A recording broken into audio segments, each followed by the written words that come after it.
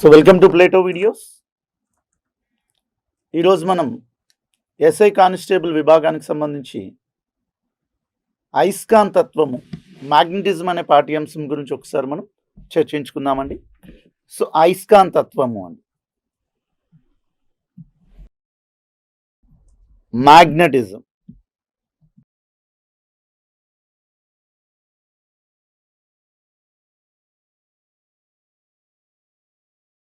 ఏంటి సార్ ఈ అయస్కాంతత్వము, magnetism?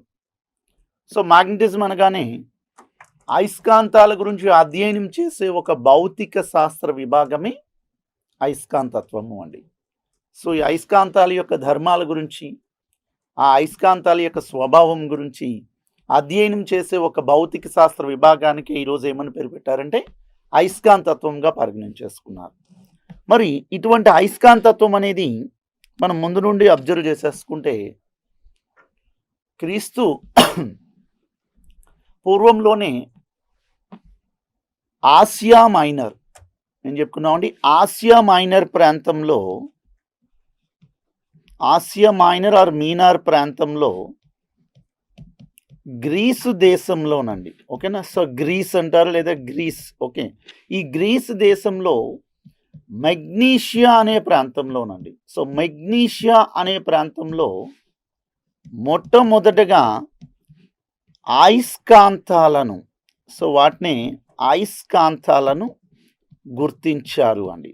So మొట్టమొదటగా ఈరోజు అయస్కాంతాలను మనకి ఎక్కడ గుర్తించారంటే మెగ్నీషియా అనే ప్రాంతంలో గుర్తించారు. కాబట్టి వాటిని ఈరోజు మ్యాగ్నెట్స్గా మనం పిలుచుకోవడం అంటూ జరుగుతుందండి. సో ఈ ఆసియా మైనర్ ప్రాంతంలోనట గ్రీసు దేశంలో మొట్టమొదటిగా మెగ్నీషియా అనే ప్రాంతంలోని అయస్కాంతాలను గుర్తించుకోవడం అంటూ జరిగిందండి. అది ఇక్కడ చిన్న లాజిక్, అంటే ఇక్కడ చిన్న విషయం కూడా మనం తెలుసుకోవాలి. మనం చిన్నప్పటి నుండి కూడా చాలా కథనాలు ఈ అయస్కాంతంతో గురించి మనం వినడం జరిగింది అండి. సో పూర్వకాలంలో ఒక గొర్రెల కాపరి అనేవాడు కొండల మీదకి గుట్టల మీదకి ఈ గొర్రెలను కాపలా కాయడానికి వెళ్తున్నప్పుడు ఆయన వేసుకునేటటువంటి చెక్క చెప్పులకి ఉండేటటువంటి ఇనప మేకులు మరియు ఆయన ఊతగా తీసుకునేటటువంటి కర్ర అడుగు భాగంలో ఉండే ఇనప చట్రానికి లేదా ఇనప తొడుగు కాట కొన్ని పదార్థాలు అనేవి ఆకర్షించుకోవడం అనేది గుర్తించాడు అండి. సో అదేంటిది, ప్రకృతిలో చాలా పదార్థాలు ఈరోజు మనం పరిశీలిస్తున్నప్పుడు ఇనుము వంటి పదార్థాలను ఆకర్షించడం లేదు. ఈ ప్రత్యేకమైనటువంటి పదార్థాలు ఈ కొండల్లోని గుట్టల్లో దొరికేవి ఆకర్షించుకున్నాయి అంటే అప్పుడు ఏమని గుర్తించేసుకున్నారు అంటే ఈ ప్రకృతిలో ఇనుము వంటి పదార్థాలకు కొన్ని రకాల పదార్థాలు అనేవి ఆకర్షించుకుంటున్నాయి. ఆ ఆకర్షించుకునే పదార్థాలను మొట్టమొదటిగా మెగ్నీషియా అనే ప్రాంతంలోని గుర్తించారు. కాబట్టి వాటికి ఈరోజు ఏమని పేరు పెట్టారండి, మ్యాగ్నెట్స్గా పేరు పెట్టడం జరిగింది. మరి అటువంటి మ్యాగ్నెట్స్ని ఈరోజు ఏమని పిలుస్తున్నామంటే అయస్కాంతాలుగా మనం పిలవడం అంటూ జరుగుతుందండి తెలుగులో. సో ఈ విధంగా ఈరోజు మొట్టమొదటిగా ఈ గొర్రెల కాపరి అనేవాడే మొట్టమొదటిగా మెగ్నీషియా అనే ప్రాంతంలో, మెగ్నీషియా అనే గ్రామంలోనట ఈ ఇనుము వంటి పదార్థాలకి కొన్ని రకాలైనటువంటి పదార్థాలు ఆకర్షించుకున్నాయి. అటువంటి ఆకర్షించుకునేటటువంటి పదార్థాలనే ఈరోజు మ్యాగ్నెట్స్గా పరిగణించుకున్నారు. అటువంటి మ్యాగ్నెట్స్ని ఈరోజు మనం తెలుగులో అయస్కాంతాలుగా పిలవడం అంటూ జరిగిందండి. మరి ఇటువంటి అయస్కాంతాలను మనం అబ్జర్వ్ చేసేసుకుంటే లోడ్ స్టోన్స్ అని కూడా పిలుస్తున్నారండి. అంటే అక్కడ లభించేటటువంటి పదార్థాలను ఏమని పిలుస్తున్నారండి, లోడ్ స్టోన్స్. ఈ లోడ్ స్టోన్స్ని మనం ఏమని పిలుస్తున్నారు, రసాయనికంగా ఫెర్రిక్ ఆక్సైడ్ అంటారండి, ferric oxide, okay. So lode స్టోన్స్గా పిలుస్తున్నారు. వాటిని ఈరోజు మనం రసాయన నామంగా ఎలా పిలుస్తున్నామంటే ఫెర్రిక్ ఆక్సైడ్గా భావించేసుకుంటున్నాం. సో ఈ విధంగా మొట్టమొదటిగా ఆసియా మైనర్ ప్రాంతంలోని గ్రీసు దేశంలో ఈ మెగ్నీషియా అనే గ్రామంలోని ఈ అయస్కాంతాలను గుర్తించారు. ఈ అయస్కాంతం అనేదట ఇనుము వంటి పదార్థాలను ఆకర్షిస్తుందన్న విషయాన్ని ఇక్కడ తెలియజేయడం జరిగిందండి. మరి ఇటువంటి అయస్కాంతాల గురించి క్రీస్తు పూర్వంగా మొట్టమొదటిగా పరిశీలించిన శాస్త్రవేత్త ఎవరంటే థేల్సన్. క్రీస్తు పూర్వము అయస్కాంతాల గురించి పరిశీలన చేసినది, పరిశీలించింది ఎవరండి, థేల్స్. థేల్స్ అనే మహానుభావుడు మొట్టమొదటిగా అయస్కాంతాల గురించి పరిశీలించాడు అండి. సుమారుగా 600వ సంవత్సరం అండి, 6వ శతాబ్దం అంటారు, లేదా 600వ సంవత్సరంలోని క్రీస్తు పూర్వంలోని మొట్టమొదటిగా అయస్కాంతాల గురించి పరిశీలించింది ఎవరని చెప్పుకున్నాం? థేల్స్గా భావించారు అని. ఓకేనా?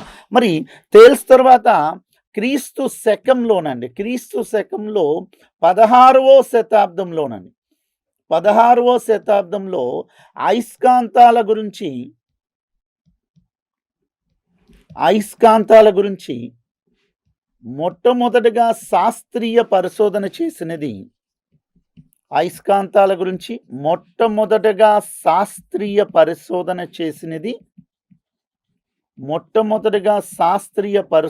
చేసింది ఎవరండి? విలియం గిల్బర్ట్ అనే శాస్త్రవేత్త మొట్టమొదటిగా ఏం చేశాడు అంటే అయస్కాంతాల గురించి శాస్త్రీయ పరిశోధన చేశాడు అండి. క్రీస్తు శకం 16వ శతాబ్దంలో మొట్టమొదటిగా అయస్కాంతాల గురించి శాస్త్రీయ పరిశోధన చేసిన శాస్త్రవేత్త అంటే ఎవరని చెప్పుకుంటామండి? విలియం గిల్బర్ట్ అంటారు. బట్ మొట్టమొదటిగా అయస్కాంతాల గురించి పరిశీలించినటువంటి శాస్త్రవేత్త మాత్రం థేల్స్ అంటారు అండి. మరి ఇటువంటి అయస్కాంతాలను మొట్టమొదటిగా ఎక్కడ గుర్తించారు అండి? మెగ్నీషియా అనే గ్రామంలో గుర్తించారు. కాబట్టి వాటిని ఈరోజు ఏమని పేరు పెట్టాం? మ్యాగ్నెట్స్గా భావించేస్తున్నాం. మరి వీటిని ఈరోజు ఏమని పిలుస్తున్నాము? లోడ్ స్టోన్స్ అని పిలుస్తున్నారు. వాటి యొక్క రసాయనిక నామం ఫెర్రిక్ ఆక్సైడ్గా ఈరోజు పిలవడం జరిగిందండి. సో ఈ విధంగా అయస్కాంతాల యొక్క ప్రాచుర్యం అనేది అప్పటి నుంచి మనకి మొదలవ్వడం జరిగింది అండి. ఎందుకంటే ఈరోజు మనం మన సృష్టిలో, మన నిజ జీవితంలో చాలా సందర్భాలలో కూడా చాలా అవసరాలను ఈ అయస్కాంతాలను మనం యూసేజ్ చేయడం అంటూ జరుగుతుందండి. ఈ అయస్కాంతాలు కూడా ఈరోజు మనం లబ్ధి పొందుతున్నాము, ఈ అయస్కాంతాల వలన కూడా ఈరోజు మనం ఉపయోగించుకుంటున్నాము అంటే దానికి గల కారణం విద్యుత్ వలన కూడా అని మనం తర్వాత క్లాస్లో కూడా నేర్చేసుకోవడం జరుగుతుందండి. సో మొట్టమొదటిగా ఈరోజు అయస్కాంతాలను మెగ్నీషియన్ ప్రాంతంలో గుర్తించుకోవడం అంటూ జరిగింది. మరి ఈ క్రీస్తు పూర్వం అయస్కాంతాల గురించి పరిశీలించింది ఎవరు అనుకున్నాం? థేల్స్ అను శాస్త్రవేత్త. బట్ అయస్కాంతాల గురించి మొట్టమొదటిగా శాస్త్రీయ పరిశోధన చేసింది మాత్రం విలియం గిల్బర్ట్ అండి. ఓకే, అయితే ఈ అయస్కాంతాల గురించి ఓన్లీ విలియం గిల్బర్టే కాదండి, చాలామంది శాస్త్రవేత్తలు ఉన్నారు. ఇందులో వెబర్ ఉన్నారు, నెక్స్ట్ అదేవిధంగా ఈవింగ్ ఉన్నాడు, ఇంకా అదేవిధంగా చెప్పాలంటే కూలుంబ్ ఉన్నాడు, నెక్స్ట్ మైకెల్ ఫారడే ఉన్నాడు, మాక్స్వెల్ ఉన్నాడు, గాస్ ఉన్నారు. ఈ విధంగా చెప్పాలి అంటే చాలామంది శాస్త్రవేత్తలు కూడా ఈ అయస్కాంతాల గురించి సైంటిఫిక్ రీసెర్చ్ అండి, అంటే ఆ శాస్త్రీయ పరిశోధన చేయడం అంటూ జరిగింది. అయితే ఇటువంటి అయస్కాంతాలు ఈరోజు మనం ప్రకృతిలో దొరికే వాటన్నిటినీ కూడా సహజ అయస్కాంతాలుగా భావించారు. బట్ మానవుడు ఈరోజు సహజ అయస్కాంతాలు కాదు అండి, ఎక్కువగా ఈరోజు ఏ అయస్కాంతాలండి? కృత్రిమ అయస్కాంతాలు అండి. సో ఆర్టిఫిషియల్ మ్యాగ్నెట్స్ని యూసేజ్ చేస్తున్నారు. అదేంటి సార్, అది ప్రకృతిలో మనకి సహజ అయస్కాంతాలు లభిస్తున్నాయి కదా, మరెందుకు మనం కృత్రిమ అయస్కాంతాలను మనం వాడుకోవడం జరుగుతుంది అంటే దానికి కూడా ఒక రీజన్ కూడా ఉంది అండి. ఏంటి అంటే ప్రకృతిలో దొరికేటటువంటి సహజ అయస్కాంతాలు మనకి తగినటువంటి ఆకృతులు, అంటే మనకి కావలసినటువంటి ఆకారంలో లభించటం లేదు. మనకి ఎంత తీవ్రత కావాలో అంత తీవ్రత కలిగినటువంటి అయస్కాంతాలు మనకి లభించటం లేదు అండి. అందుకోసమే ఏం చేశాడు, మనకి ఎంత తీవ్రత కావాలో అంత తీవ్రత కలిగినటువంటి అయస్కాంతాలు కావాలి, ప్లస్ మనకి కావలసినటువంటి ఆకృతిలో మనం తయారు చేసుకోవడానికి వీలుగా మానవుడు ఈరోజు ఏం చేస్తున్నాడు అంటే కృత్రిమంగా తయారు చేసినటువంటి అయస్కాంతాలని ఎక్కువగా ఉపయోగించడం అంటూ జరుగుతుందండి.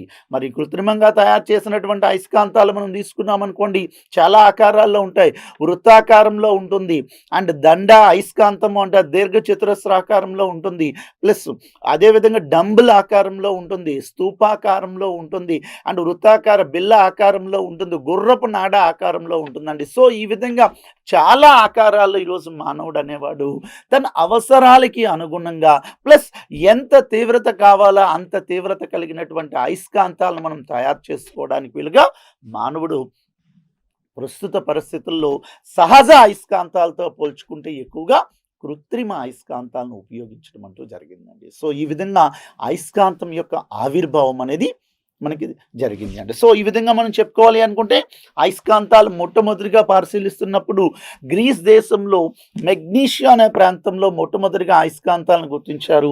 అటువంటి అయస్కాంతాలకి ఈరోజు మనం ఏమని పేరు పెట్టుకున్నాం? లోడ్ స్టోన్గా భావించేసుకున్నాం. మరి క్రీస్తు పూర్వం ఈ అయస్కాంతాల గురించి పరిశీలించింది ఎవరంటే థేల్స్ అండి. బట్ క్రీస్తు శకం 16వ శతాబ్దంలో మాత్రం మొట్టమొదటిగా శాస్త్రీయ పరిశోధన చేసింది ఎవరు అనుకున్నాం? విలియం గిల్బర్ట్ అండి. ఇక్కడ ఒక చిన్న లాజిక్ ఉంది. ఏంటి అంటే, ఎందుకు సార్ ఇనుము వంటి పదార్థాలను అయస్కాంతాలు మాత్రమే ఆకర్షిస్తున్నాయి? ఇంకా ఏ పదార్థాలు కూడా అయస్కాంతాలను ఆకర్షించుకోలేకపోతున్నాయి. బట్ ఇనుము, నికెల్, కోబాల్ట్ వంటి పదార్థాలు ఎక్కువగా ఎందుకు అయస్కాంతాలను ఆకర్షిస్తున్నాయి? ఉదాహరణ మనం ఒక ప్లాస్టిక్ తీసేసుకోండి, ఒక రబ్బర్ తీసుకోండి, ఒక గాజు తీసుకోండి, లేకపోతే ఒక చెక్క ముక్క తీసేసుకోండి. ఇవన్నీ అయస్కాంతం దగ్గర ఉంచామనుకోండి, అవి ఆకర్షించుకోవట్లేదు. కానీ ఇనుము, నికెల్ వంటి కోబాల్ట్ పదార్థాలు మాత్రం ఆకర్షిస్తున్నాయి. అంటే సృష్టిలో ఇంకా ఏ పదార్థాలు కూడా ఆకర్షించే, వికర్షించే స్వభావం లేదు. కేవలం అయస్కాంతాలకు మాత్రమే ఎందుకు ఈ ఆకర్షణ, వికర్షణ స్వభావం ఉంది. దాన్నే శాస్త్రీయ పరిశోధన చేసినప్పుడు ఏం తెలిసింది అంటే, అయస్కాంతానికి మిగిలిన పదార్థాలతో పోల్చుకుంటే కొన్ని ప్రత్యేకమైనటువంటి ధర్మాలు ఉన్నాయండి. సో కొన్ని స్పెషల్ ప్రాపర్టీస్ ఉన్నాయి. ఆ ప్రత్యేకమైనటువంటి ధర్మాలు ఏంటి అనే విషయాన్ని ఈరోజు మనం ఒకసారి పాఠ్యాంశంలో చర్చించుకుందాం. వాటికి సంబంధించినటువంటి బిట్స్ కూడా మనకి రావడం జరుగుతుందండి. ఓకేనా? సో అయస్కాంత ధర్మాలు, properties of the magnets.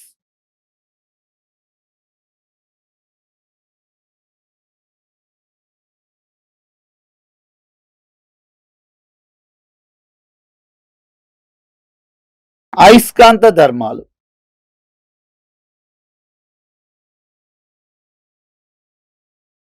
Properties of magnets అని. ఏంటి సార్ అయస్కాంత ధర్మాలు? సో మనం 1 by 1 ఆర్డర్ వైజ్ కూడా ఈ అయస్కాంతం యొక్క ధర్మాల గురించి ఒకసారి మనం చర్చించుకుందామండి. So what are the properties of the magnets? అయస్కాంతాలకు ఉండే ప్రత్యేకమైన ధర్మం. ఫస్ట్ వన్,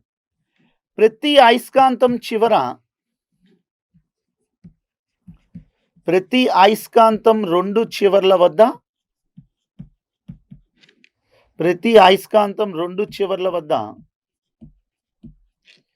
ఎలక్ట్రాన్లు ఒక క్రమ పద్ధతిలో అమరి ఉంటాయి. ఎలక్ట్రాన్లు ఒక క్రమ పద్ధతిలో అమరి ఉంటాయి. సో ఈ ఎలక్ట్రాన్లు ఒక క్రమ పద్ధతిలో అమరి ఉంటాయి కావున అయస్కాంతం యొక్క రెండు చివర్ల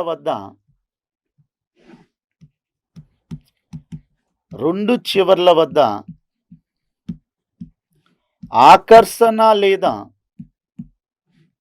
ఆకర్షణ మరియు వికర్షణ కేంద్రీకృతం అయి ఉంటుంది. సో ఈరోజు మిగతా పదార్థాలను తీసేసుకోండి. ఈ మిగతా అన్ని పదార్థాలతో కంపేర్ చేసుకుంటే ప్రతి ఒక్క అయస్కాంతం యొక్క రెండు చివర్ల వద్ద కూడా ఎలక్ట్రాన్లట ఒక క్రమ పద్ధతిలో అమరి ఉంటాయండి. ఫర్ ఎగ్జాంపుల్కి నేను ఇది ఒక అయస్కాంతం అనుకున్నా. ఓకే, సో ఈ అయస్కాంతం యొక్క రెండు చివర్ల వద్ద కూడా మనం పరిశీలించాము అనుకోండి. ఈ రెండు చివర్ల వద్ద పరిశీలిస్తున్నప్పుడు ఎలక్ట్రాన్లు ఎలా ఉంటాయని చెప్పేసుకున్నారు, ఒక క్రమ పద్ధతిలో అమరి ఉంటాయండి. సో ఇవన్నీ ఎలక్ట్రాన్లుగా భావించేసుకోండి, యారో మార్క్స్.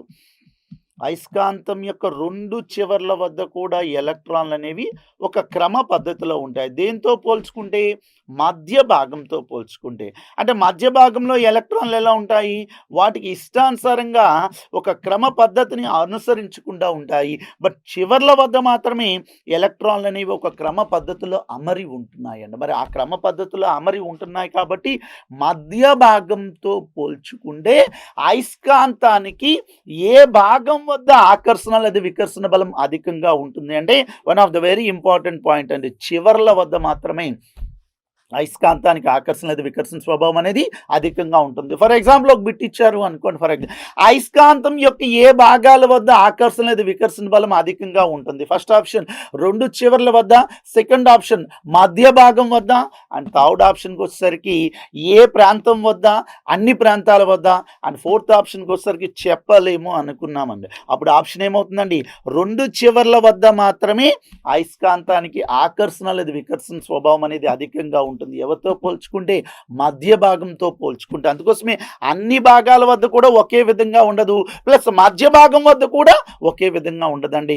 అందుకోసం అక్కడ ఆప్షన్ ఏం పడుతుందండి, రెండు చివర్ల వద్ద మాత్రమే అయస్కాంతానికి ఆకర్షణ లేదా వికర్షణ స్వభావం అధికంగా ఉంటుందన్న విషయాన్ని ఇక్కడ తెలియజేసేసుకున్నారు. సో, ఈ విధంగా ఇక్కడ మనకి ఆ అయస్కాంత ఆకర్షణ వికర్షణ స్వభావం అధికంగా ఉండడానికి గల కారణం ఏమని చెప్పేసుకున్నామండి. 2 చివర్ల వద్ద కూడా ఎలక్ట్రాన్‌లనేవి ఒక క్రమ పద్ధతిలో అంటే ఒక పర్టిక్యులర్ ఆర్డర్‌లో అరేంజ్ అయ్యి ఉంటున్నాయి కాబట్టి, ఆ 2 చివర్ల వద్ద ఆకర్షణ లేదా వికర్షణ స్వభావం అనేది అధికంగా ఉంటుందని తెలియజేసేసుకున్నారు. అందుకోసమే ఆ 2 చివర్లనే ఈరోజు ఏమని పిలిచారు అంటే ధ్రువము అన్నారండి. వాటిని ఈరోజు మనం పోల్స్‌గా భావించేసుకున్నారు. ఆ 2 చివరలను లేదా ఆ 2 కొనలను ఓకేనా, 2 చివరలు అంటారు లేదా కొనలు అని కూడా పిలుస్తున్నారండి. ఆ 2 చివరలను ఏమని పిలుస్తున్నారు? ధ్రువము అని పేరు పెట్టారు. దాన్ని పోల్ అంటారు. ఆ 2 చివరలను ధ్రువము అని పేరు పెట్టారు. ఓకే, సో దాన్ని ఈరోజు మనం పోల్గా భావించేసుకున్నాం. కాబట్టి ఈరోజు మనం ఇంకొక ఆప్షన్ కూడా ఇచ్చారనుకోండి, అయస్కాంత యొక్క ఏ భాగం వద్ద ఆకర్షణ లేదా వికర్షణ స్వభావం అధికంగా ఉంది అంటే ధ్రువాల వద్ద అధికంగా ఉందా, మధ్య భాగం వద్ద అధికంగా ఉందా, లేదా మొత్తం అంతటా కూడా ఒకే విధంగా ఉంటుందా, లేదా చెప్పలేమా? అప్పుడు ఆప్షన్ ఏం పెట్టుకోవాలండి, ధ్రువాల వద్ద మాత్రమే ఆకర్షణ లేదా వికర్షణ స్వభావం అనేది అధికంగా కేంద్రీకృతం అయి ఉంది అండి. మరి దాన్నే మనం చిన్నప్పుడు ఒక ఎగ్జాంపుల్తో కూడా ఎక్స్ప్లెయిన్ చేసేసుకుంటాం. ఒక అట్టముక్క మీద కానీ ఒక పేపర్ మీద కానీ ఒక టేబుల్ తల మీద ఒక దండైస్కాంతం నుంచి చుట్టూ మన ఇనప రెజన్ కానీ లేదా పిన్నీసులు కానీ లేదా గుండు సూదులు కానీ వేసి చూసినప్పుడు ఆ గుండు సూదులు కానీ పిన్నీసులు కానీ ఇనప రెజన్ కానీ ఎక్కువగా అయస్కాంతం యొక్క చివర్ల వద్ద మాత్రమే ఆకర్షణకు గురి అవుతున్నాయండి. సో దేంతో పోల్చుకుంటే మధ్య భాగంతో పోల్చుకుంటే అంటే అక్కడే మనకు ఒక డౌట్ అరైజ్ అవ్వాలి. ఏంటి, అయస్కాంతం యొక్క చివర్ల వద్ద మాత్రం ఇవన్నీ ఎందుకు ఎక్కువగా ఆకర్షించుకుంటున్నాయి మధ్య భాగంతో పోల్చుకుంటే? అంటే కారణం ఏంటి, చివర్ల వద్ద ఆకర్షణ స్వభావం కానీ వికర్షణ స్వభావం కానీ అధికంగా ఉంటుంది మధ్య భాగంతో పోల్చుకుంటే. అందుకోసమే ఆ చివర్లని ఈరోజు ఏమని పేరు పెట్టారండి, ధ్రువము అని ఈరోజు తెలియజేయడం జరిగింది. ఓకేనా, మరి ఆ అయస్కాంతం యొక్క ప్రతి ఒక్క ధ్రువము వేరొక ధ్రువాన్ని ఏం చేయొచ్చు, ఆకర్షించవచ్చు లేదా వికర్షించవచ్చు. ఆ ఆకర్షణ లేదా వికర్షించే స్వభావాన్ని ధ్రువసత్వము అంటారు. దాన్నే పోల్ స్ట్రెంగ్త్ అంటారు. ఓకే, ప్రతి అయస్కాంత ధ్రువము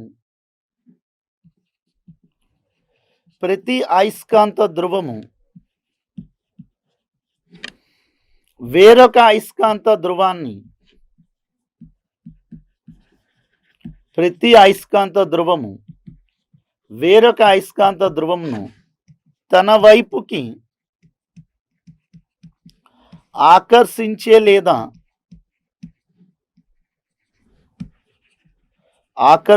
లేదా వికర్షించే బలాన్ని లేదా స్వభావాన్ని సామర్థ్యాన్ని అంటే ధ్రువసత్వము అంటారు. ధ్రువసత్వము, దీన్ని పోల్ స్ట్రెంగ్త్ అని పిలుస్తున్నారు. ఓకే, ప్రతి ఒక్క అయస్కాంతం యొక్క ఒక ధ్రువము వేరొక అయస్కాంత ధ్రువాన్ని తన వైపుకి ఆకర్షించే లేదా వికర్షించే స్వభావాన్ని ఏమని పిలుస్తున్నామండి, ధ్రువసత్వము. దాన్ని పోల్ స్ట్రెంగ్త్గా డిఫైన్ చేసుకున్నాం. ఈ ధ్రువసత్వాన్ని స్మాల్ ఎం అనే అక్షరంతో సూచిస్తున్నారండి. ఓకే, స్మాల్ ఎంతో సూచించడం జరుగుతుంది. ఈ ధ్రువసత్వాన్ని పోల్ స్ట్రెంగ్త్ అట స్మాల్ ఎం అనే అక్షరంతో సూచిస్తున్నారు. అండ్ చాలా సందర్భంలో దీని బిట్ కూడా అడిగారు అండి. దీని యొక్క ఎస్ఐ ప్రమాణము, ధ్రువసత్వం యొక్క ఎస్ఐ ప్రమాణం, ప్రమాణం ఏంటంటే ఆంపియర్ మీటర్ అవుతుంది. Ampere metre. ఓకే, సో ధ్రువసత్వం యొక్క ఎస్ఐ ప్రమాణము ఆంపియర్ మీటర్ అవుతుంది. So ampere metre. ధ్రువసత్వం అంటే ఏంటి, ప్రతి ఒక్క అయస్కాంత ధ్రువము వేరొక అయస్కాంత ధ్రువాన్ని ఏం చేయొచ్చు, ఆకర్షించవచ్చు లేదా వికర్షించవచ్చు. అది ఎంత బలం చేత తన వైపుకి ఆకర్షిస్తుందో లేదు ఎంత బలం చేత తన వైపుకి వికర్షిస్తుంది, ఎంత బలం చేత వికర్షిస్తుందో ఆ వికర్షించే లేదా ఆకర్షించే బలాన్ని లేదా స్వభావాన్ని అయస్కాంత ధ్రువసత్వము అంటారు. దాన్నే మ్యాగ్నెటిక్ పోల్ స్ట్రెంగ్త్గా డిఫైన్ చేస్తున్నాం. దాన్ని ఈరోజు ఎక్స్తో సూచిస్తున్నామండి. స్మాల్ ఎం అనే లెటర్తో ఇండికేట్ చేస్తున్నాము. దాని యొక్క ప్రమాణం ఏమని చెప్పేసుకున్నామండి, ఎస్ఐ ప్రమాణం ఆంపియర్ మీటర్స్లో కొలుస్తున్నారు. ఒకప్పుడు వెబర్ అని చెప్పేవారు కానీ ఇప్పుడు ఆ వెబర్ని యూజ్ చేయట్లేదు. ప్రెసెంట్ మాత్రం ఈరోజు ఎస్ఐ ప్రమాణం మాత్రం ఆంపియర్ మీటర్గా భావించేసుకున్నారు. ఎవరిదండి, ధ్రువసత్వాన్ని. ధ్రువసత్వం అంటే ప్రతి ఒక్క అయస్కాంత ధ్రువము వేరొక అయస్కాంత ధ్రువాన్ని ఎంత బలం చేత తన వైపుకి ఆకర్షిస్తుందో లేదా ఎంత బలం చేత వికర్షించబడుతుందో ఆ వికర్షించే బలాన్ని లేదా వికర్షించే స్వభావాన్ని అయస్కాంత ధ్రువసత్వము అంటారు. దాన్ని పోల్ స్ట్రెంగ్త్‌గా భావించేసుకున్నాం. అయితే ఒక చిన్న లాజిక్ ఉంది. అన్ని అయస్కాంత ధ్రువాలకి ధ్రువసత్వం ఒకేలా ఉంటుందా? ఉండదండి. ప్రతి ఒక్క అయస్కాంతంతో పాటుగా ఈ ధ్రువసత్వం విలువ కూడా చేంజ్ అవుతుందన్న విషయాన్ని కూడా మీరు గుర్తుంచేసుకోవాలి. ఓకేనా? ఎందుకంటే అన్ని అయస్కాంతాలు కూడా ప్రతి ఒక్క అయస్కాంత ధ్రువాన్ని తన వైపుకి ఆకర్షించే, వికర్షించే స్వభావం ఒకేలా ఉండదండి. అది అయస్కాంత ఆ పరిమాణం బట్టి, ఆకారం బట్టి, అందులో ఉండేటటువంటి ఆ ధర్మాన్ని బట్టి ఆధారంగా చేసుకొని కూడా చేంజ్ అవుతుంది. సో, దీన్నే ఈరోజు ఏమనుకోని ధ్రువసత్వంగా భావించేస్తాం. మరి ఇటువంటి అయస్కాంతానికి ఎన్ని ధ్రువాలన్నాయని గుర్తించారు? 2 ధ్రువాలు అండి. So, magnet consists how many poles? 2 poles అంటారు. ఈ మ్యాగ్నెట్ 2 పోల్స్‌ని బేస్ చేసుకొని ఏమని ఎక్స్‌ప్లెయిన్ చేసుకున్నారు అంటే, ఒక అయస్కాంతాన్ని ఒక అయస్కాంతాన్ని గాలిలో స్వేచ్ఛగా వేలాడదీసినప్పుడు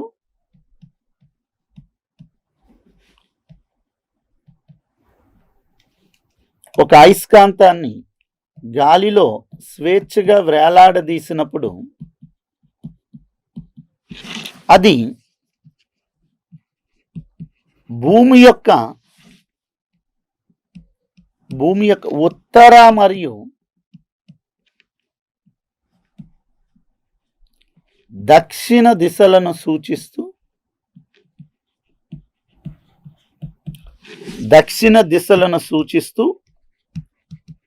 విరామ స్థితికి వస్తుంది.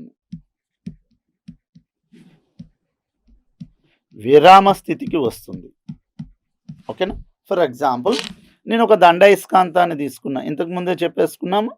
సో, అయస్కాంతాలు కృత్రిమంగా తయారు చేసినవి మనకి కావాల్సినటువంటి ఆకృతిలో తయారు చేసుకోవచ్చు. అది దండాయస్కాంతం ఒకటుంది. నెక్స్ట్ అదే విధంగా వృత్తాకార అయస్కాంతం ఉంది. బిళ్ళ ఆకారంలో ఉండే అయస్కాంతం ఉంది. గుర్రపు నాడ అయస్కాంతం ఉంది. అండ్ స్తూపాకార అయస్కాంతం కూడా ఉందండి. ఈ విధంగా మనకి కావాల్సినటువంటి ఆకృతిలో ఈరోజు మనం అయస్కాంతాలని డిజైన్ చేసుకోవడం అంటూ జరుగుతుందండి. మరి ఇటువంటి అయస్కాంతాన్ని ఏం చేశాను అంటే నేను గాలిలో ఒక దారం సహాయంతో స్వేచ్ఛగా వేలాడదీస్తానండి. మరి ఎప్పుడైతే స్వేచ్ఛగా వేలాడదీస్తానో అప్పుడు అయస్కాంతం యొక్క 2 చివర్లు కూడా ఏం చేశాయి అంటే అయస్కాంతం భూమి యొక్క ఉత్తర మరియు దక్షిణ దిశలను సూచిస్తూ విరామ స్థితికి వచ్చింది. భూమి యొక్క ఏ దిశలండి?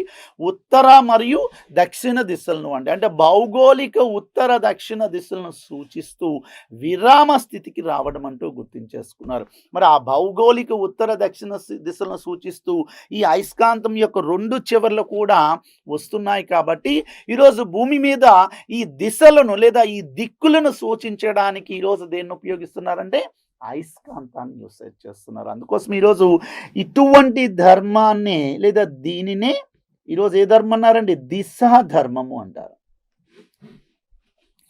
ఇటువంటి ధర్మాన్ని ఈరోజు ఏమనుకున్నారండి? దిశా ధర్మము. దాన్నే డైరెక్షన్ ప్రాపర్టీ అంటారు. ఓకేనా? దిశా ధర్మము అండి. సో, దిశా ధర్మం అంటే ఏంటండి? ఒక అయస్కాంతాన్ని మనం స్వేచ్ఛగా గాలిలో వేలాడదీసినప్పుడు ఆ అయస్కాంతం యొక్క 2 చివర్లు కూడా భూమి యొక్క ఏ దిశలో అండి? ఉత్తర మరియు దక్షిణ దిశలను సూచిస్తూ విరామ స్థితికి వస్తుంది అండి. సో, ఆ భూమి యొక్క ఉత్తర మరియు దక్షిణ దిశను సూచిస్తూ విరామ స్థితికి వస్తుంది కాబట్టి ఈరోజు భూమి మీద దిక్కులను కానీ దిశలను కానీ సూచించుకోవడానికి అయస్కాంతాన్ని యూసేజ్ చేస్తున్నారు. కాబట్టి అటువంటి ధర్మాన్ని దిశా ధర్మం అండి. దాన్ని డైరెక్షన్ ప్రాపర్టీగా డిఫైన్ చేసుకున్నారు. మరి ఇటువంటి అయస్కాంతం భౌగోళిక ఉత్తర దక్షిణ దిశలను సూచిస్తుంది కాబట్టి ఏ అయస్కాంతం యొక్క చివర భూమి యొక్క ఉత్తర ధ్రువాన్ని సూచిస్తుందో దాన్ని అయస్కాంత ఉత్తర ధ్రువము అంటారు. అంటే సింపుల్గా చెప్పాలి అంటే నార్త్ పోల్ అంటారు. నార్త్ పోల్ అనేది ఏం చేస్తుంది? భౌగోళిక ఉత్తర ధ్రువాన్ని సూచిస్తుంది అండి. అండ్ ఏ అయస్కాంతం యొక్క చివర భూమి యొక్క దక్షిణ దిశను సూచిస్తుందో దాన్ని ఈరోజు ఏమనుకున్నాము? అయస్కాంతం యొక్క దక్షిణ ధ్రువము అంటారండి. సో, దీన్ని బట్టి ఏమర్థమైందండి? ప్రతి ఒక్క అయస్కాంతానికి కూడా ఎన్ని ధ్రువాలు ఉంటున్నాయండి? 2 ధ్రువాలు కలవండి. ఒకటి ఉత్తర ధ్రువము, రెండవది ఏంటండి?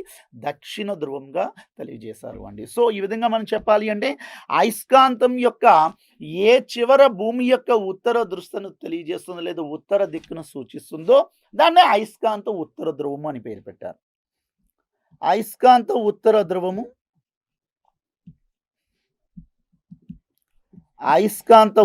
ధ్రువము భూమి యొక్క ఉత్తర దిశను సూచిస్తుంది. ఉత్తర దిశను సూచిస్తుంది. Okay, next one. అయస్కాంత దక్షిణ ధ్రువము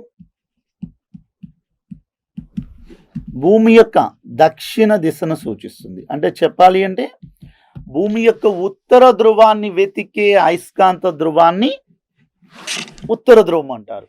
భూమి యొక్క దక్షిణ దిశను వెతికే అయస్కాంత ధ్రువాన్ని అయస్కాంత దక్షిణ ధ్రువము అంటారు. కావున అయస్కాంతానికి ఎన్ని ధ్రువాలు కావాలండి? 2 ధ్రువాలు కలవు, 2 పోల్స్ కలవు అండి. సో అయస్కాంతానికి 2 ధ్రువాలు కలవు, 2 ధ్రువాలు కలవు. ఓకే, ఏంటా 2 ధ్రువాలు? ఒకటి ఉత్తర ధ్రువము, నార్త్ పోల్, ఒకటి ఉత్తర ధ్రువము అంటే నార్త్ పోల్. రెండవది ఏం చెప్పేసుకున్నామండి? దక్షిణ ధ్రువము. దాన్ని ఈరోజు ఏమనుకున్నామంటే సౌత్ పోల్ అంటారండి. సో ఈ విధంగా అయస్కాంతానికి ఎన్ని ధ్రువాలు కలవండి? 2 ధ్రువాలు కలవండి. ఒకటి ఉత్తర ధ్రువము, నార్త్ పోల్ అనుకున్నాం. రెండవది ఏమనుకున్నామండి? దక్షిణ ధ్రువము, సౌత్ పోల్గా భావించేసుకున్నాం. సో అయస్కాంతానికి ఎన్ని ధ్రువాలు కలవండి? 2 ధ్రువాలు కలవని విషయాన్ని ఇక్కడ తెలియజేసుకున్నారు. మరి ఈ దిశా ధర్మాన్ని ఆధారంగా చేసుకొని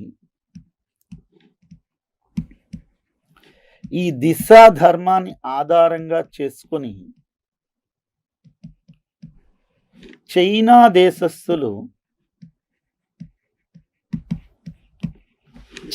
దేశస్థులు మొట్టమొదటిగా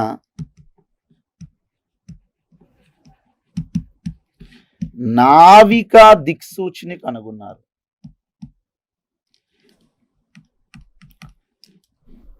నావికా దిక్సూచి లేదా దీన్ని ఏమంటారంటే అయస్కాంత సూచి అంటారు. మ్యాగ్నెటిక్ కంపాస్ నీడల్, అయస్కాంత సూచి, నావికా దిక్సూచిని కనుగొన్నారు. సో మొట్టమొదటిగా చైనా దేశస్థులు అనేవారట దేనికి అనుకున్నారండి? నావికా దిక్సూచి. సో నావికా దిక్సూచి అయస్కాంతం యొక్క ఏ ధర్మాన్ని ఆధారంగా పనిచేస్తుంది బిట్టిస్తున్నప్పుడు అప్పుడు ఏం చేస్తారు? నావికా దిక్సూచి అనేది ఏ ధర్మాన్ని ఆధారంగా చేసుకుని? దిశా ధర్మము. దిశా ధర్మం అంటే అర్థం ఏంటండి? ఒక అయస్కాంతాన్ని గాలిలో స్వేచ్ఛగా వేలాడదీసినప్పుడు ఆ అయస్కాంతం యొక్క 2 చివర్లు కూడా భూమి యొక్క ఉత్తర మరియు దక్షిణ దిశలను సూచిస్తూ విరామ స్థితికి చేరుకుంటుంది. కాబట్టి అటువంటి ధర్మాన్ని అయస్కాంత ధర్మం అంటారు. దాన్ని బట్టి ఏం తెలిసిందంటే అయస్కాంతానికి 2 ధ్రువాలు ఉంటున్నాయని తెలియజేసుకున్నారు. ఆ 2 ధ్రువాలకి ఈరోజు ఏమని పేరు పెట్టారంటే ఒకటి ఉత్తర ధ్రువము, నార్త్ పోల్, రెండవది ఏంటంటే దక్షిణ ధ్రువము, సౌత్ పోల్గా తెలియజేస్తున్నారండి. మరి ఇటువంటి దిశా ధర్మాన్ని ఆధారంగా చేసుకుని చైనా దేశస్థులు మొట్టమొదటిగా దేనికి కనుగొన్నారంటే నావికా దిక్సూచి అంటారు లేదా అయస్కాంత దిక్సూచిని కనుక్కోవడం జరిగిందండి. మరి ఇటువంటి అయస్కాంత దిక్సూచి మనం జనరల్గా చూస్తున్నప్పుడు ఇది అయస్కాంత కంపాస్ పెట్టేయండి. ఒక చివర నార్త్ పోల్ని ఇండికేట్ చేస్తుంది, రెండవది సౌత్ పోల్ని ఇండికేట్ చేస్తుంది. ఇది ఈరోజు మనం అక్కడే కాదు అండి, చాలా సందర్భాల్లో అంటే ఇంట్లో వాస్తు చూస్తున్నప్పుడే కాదు. సో పర్వతారోహకులు అంటే పర్వతాన్ని అధిరోహించే వ్యక్తులు కానీ, నెక్స్ట్ నౌకాయానంలో కానీ, సముద్ర యానంలో కానీ, నెక్స్ట్ తెలియనటువంటి మార్గాలను తెలుసుకోవడానికి ఆ వ్యక్తులు అందరూ కూడా ఈరోజు దేన్ని ఉపయోగిస్తున్నారు అంటే ఈ అయస్కాంత సూచి. దీన్నే మ్యాగ్నెటిక్ కంపాస్ నీడల్ అంటారండి. మ్యాగ్నెటిక్ కంపాస్ నీడల్ అనేది దిశా ధర్మాన్ని ఆధారంగా చేసుకుని పనిచేస్తుంది. ఇటువంటి మ్యాగ్నెటిక్ కంపాస్ నీడల్ని ఎవరెవరు యూసేజ్ చేస్తున్నారు? పర్వతారోహకులు అంటే పర్వతాన్ని అధిరోహించే వ్యక్తులు అండి. Okay, next one. అదేవిధంగా నౌకాయానంలోని అంటే సముద్రంలో నౌకల సహాయంతో ప్రయాణించే వ్యక్తులు ఎటువైపు వెళ్ళాలా డైరెక్షన్ ఇండికేట్ చేసుకోవడానికి కూడా ఈరోజు అయస్కాంత దిక్సూచిని వాడుతున్నారు. నెక్స్ట్ విమానయానంలోని నెక్స్ట్ వన్ తెలియని మార్గాలను తెలుసుకునేందుకు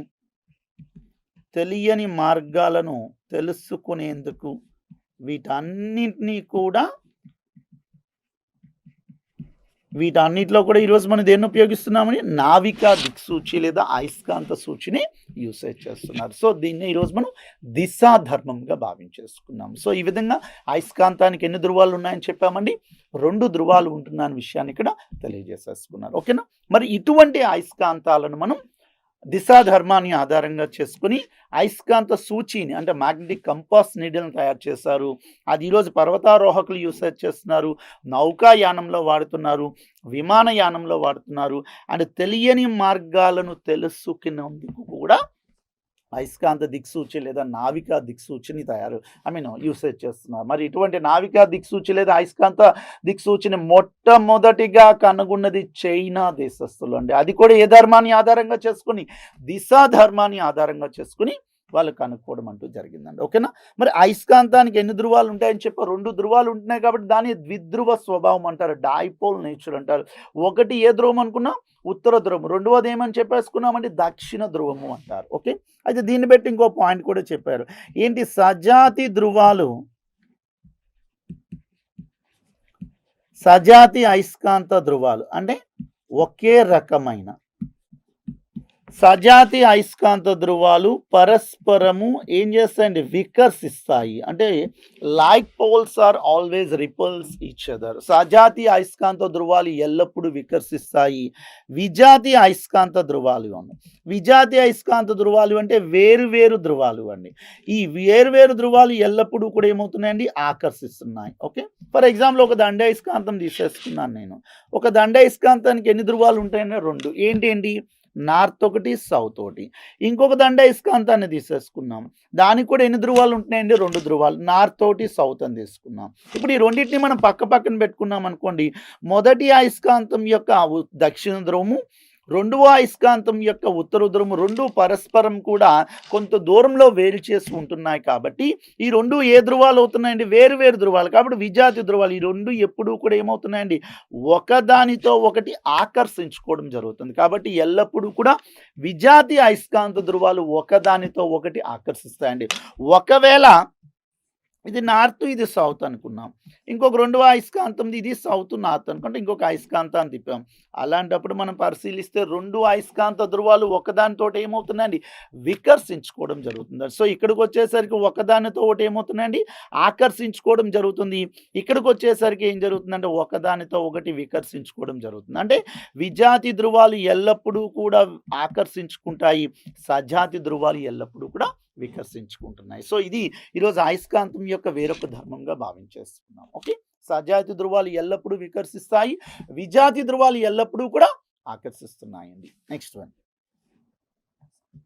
అయస్కాంతానికి ఎన్ని ధృవాలు ఉన్నాయనుకున్నామండి? 2 ధృవాలు. ఈ అయస్కాంత ధృవాలు అయస్కాంత ధృవాల మధ్య దూరాన్ని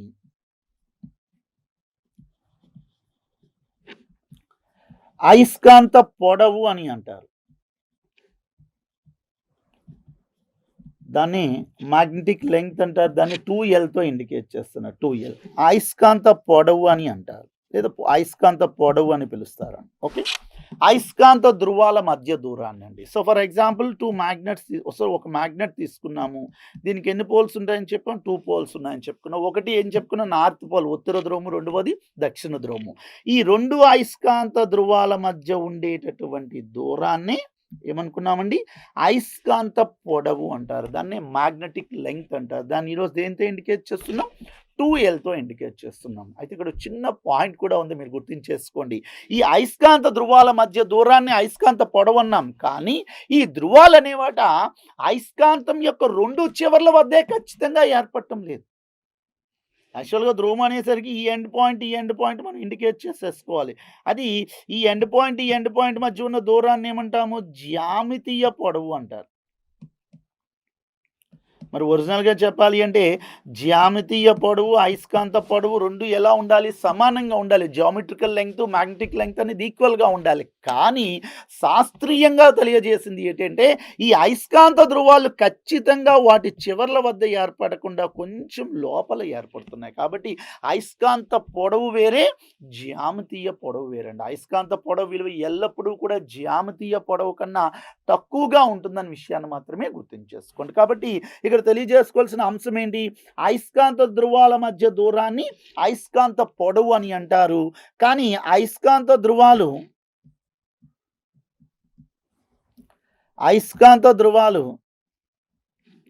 ఖచ్చితంగా వాటి చివర్ల వద్ద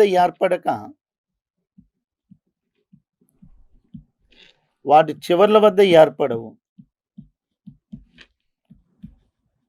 కొంచెం లోపల ఏర్పడతాయి.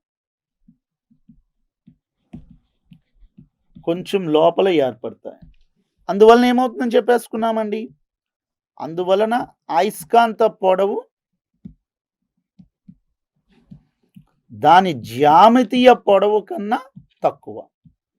సో అయస్కాంత పొడవు అనేది దాని జ్యామితీయ పొడవు కన్నా ఎలా ఉంటుందండి? తక్కువగా ఉంటుంది. ఓకేనా? సో అయస్కాంతం యొక్క పొడవు అనేదట దాని జ్యామితీయ పొడవు కన్నా ఎలా ఉంటుందండి? తక్కువగా ఉంటుంది. దాన్ని ఇక్కడ మనం రాసుకోవచ్చు. అయస్కాంత పొడవు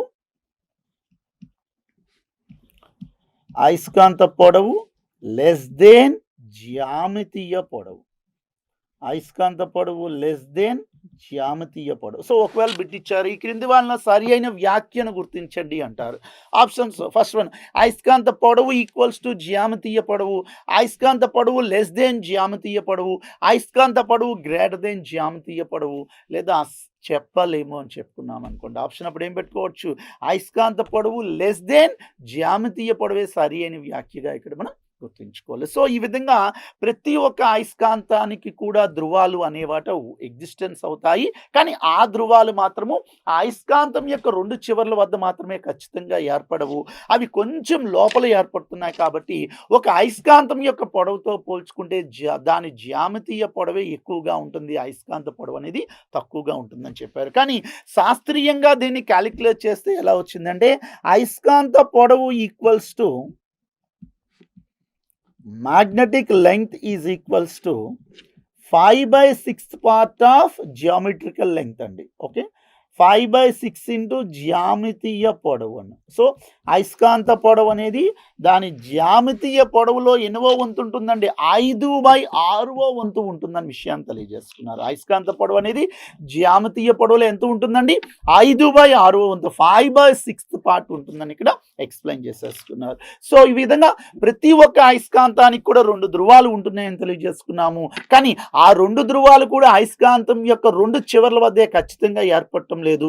మరి అవి ఎప్పుడైతే ఖచ్చితంగా ఏర్పడటం లేదో అవి వాటి యొక్క జ్యామితీయ పొడవుతో పోల్చుకుంటే ఆ ధ్రువాల మధ్య దూరం తక్కువగా ఉంది అని గుర్తించారు. ఆ 2 ధ్రువాల మధ్య దూరాన్ని అయస్కాంత పొడవు అని తెలియజేశారు. మరి అటువంటి అయస్కాంత పొడవు అనేదట దాని జ్యామితీయ పొడవులో ఎన్నో వంతు ఉంటుందండి? 5/6వ వంతు ఉంటుందండి. 5/6 పార్ట్ ఉంటుందన్న విషయాన్ని ఇక్కడ తెలియజేసుకున్నారు. ఓకే, సో ఇది వన్ ఆఫ్ ద కాన్సెప్ట్ అండి. నెక్స్ట్ వన్, ఇందాకే చెప్పుకున్నాము అయస్కాంత ధ్రువసత్వము, మ్యాగ్నెటిక్ పోల్ స్ట్రెంగ్త్ అంటే ఏం చెప్పేసుకున్నాము? ప్రతి ఒక్క అయస్కాంతం యొక్క ఉత్తర ధ్రువము వేరొక అయస్కాంత ధ్రువాన్ని ఎంత బలం చేత తన వైపుకి ఆకర్షించబడుతుందో లేదా ఎంత బలం చేత వికర్షించబడుతుందో ఆ బలంతో ఆకర్షించే లేదా వికర్షించే స్వభావాన్ని ఆ అయస్కాంతం యొక్క ధ్రువసత్వము అంటారండి. మరి ఈ ధ్రువసత్వం కూడా తెలుసుకుంటే దక్షిణ ధ్రువంతో పోల్చుకుంటే ఉత్తర ధ్రువానికి అధికంగా కొంచెం ఎక్కువగా ఉంటుందండి. అందుకోసమే మనం డెఫినేషన్ చెప్పినప్పుడు కూడా నార్త్ పోల్ బేస్ చేసుకుని క్యాలిక్యులేట్ చేసుకుంటున్నాం. అందుకోసం ఉత్తర దక్షిణ దిశల్లో పోల్చుకుంటే కొంచెం ఉత్తరకే ఎక్కువగా మనకి ఆకర్షణ స్వభావం ఉంటుంది. కాబట్టి మోస్ట్లీ మనము ఏ ఇండికేటర్లో కూడా నార్త్ను ముందు ఇండికేట్ చేస్తాము, తర్వాత నార్త్ తెలిస్తే సౌత్ తెలుస్తుంది, తర్వాత ఈస్ట్ వెస్ట్ని ఈజీగా ఇండికేట్ చేయడం జరుగుతుంది. సో ఈ విధంగా అయస్కాంతం ఇంకుండే 2 ధ్రువాల్లో ఉత్తర ధ్రువానికి కొంచెం ఎక్కువ స్వభావం ఉందని చెప్పారు. మరి అటువంటి అయస్కాంత ధ్రువసత్వానికి మరియు అయస్కాంత పొడవుకి మధ్య గల లబ్ధాన్ని అయస్కాంత భ్రామకము అంటారండి. దాన్నే మ్యాగ్నెటిక్ మూమెంట్గా డిఫైన్ చేసుకున్నారు. అయస్కాంత ధ్రువసత్వానికి మ్యాగ్నెటిక్ పోల్ స్ట్రెంగ్త్ అంటారు. అయస్కాంత ధ్రువసత్వానికి మరియు అయస్కాంత పొడవుకి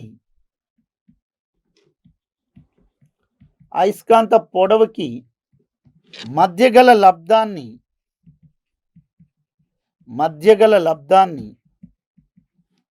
అయస్కాంత భ్రామకము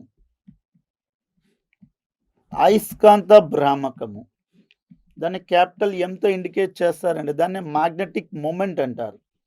అయస్కాంత భ్రామకము, మ్యాగ్నెటిక్ మొమెంట్, అయస్కాంత భ్రామకము అని అంటారండి. సో ఎవరెవరికి మధ్య గల లబ్ధానండి, అయస్కాంత ధ్రువసత్వానికి దాన్ని స్మాల్ ఎంతో ఇండికేట్ చేస్తాము, అయస్కాంత పొడవుకి దాన్ని 2Lతో ఇండికేట్ చేస్తున్నామండి. మరి అటువంటి ఫార్ములా ప్రకారం ఎలా రాసుకున్నాం, capital M equals to small m into 2Lగా డిఫైన్ చేసుకున్నాం. దీన్ని అయస్కాంత భ్రామకము అంటారండి. అయస్కాంత భ్రామకము అంటే ప్రతి ఒక్క అయస్కాంతానికి 2 ధ్రువాలు ఉంటాయి.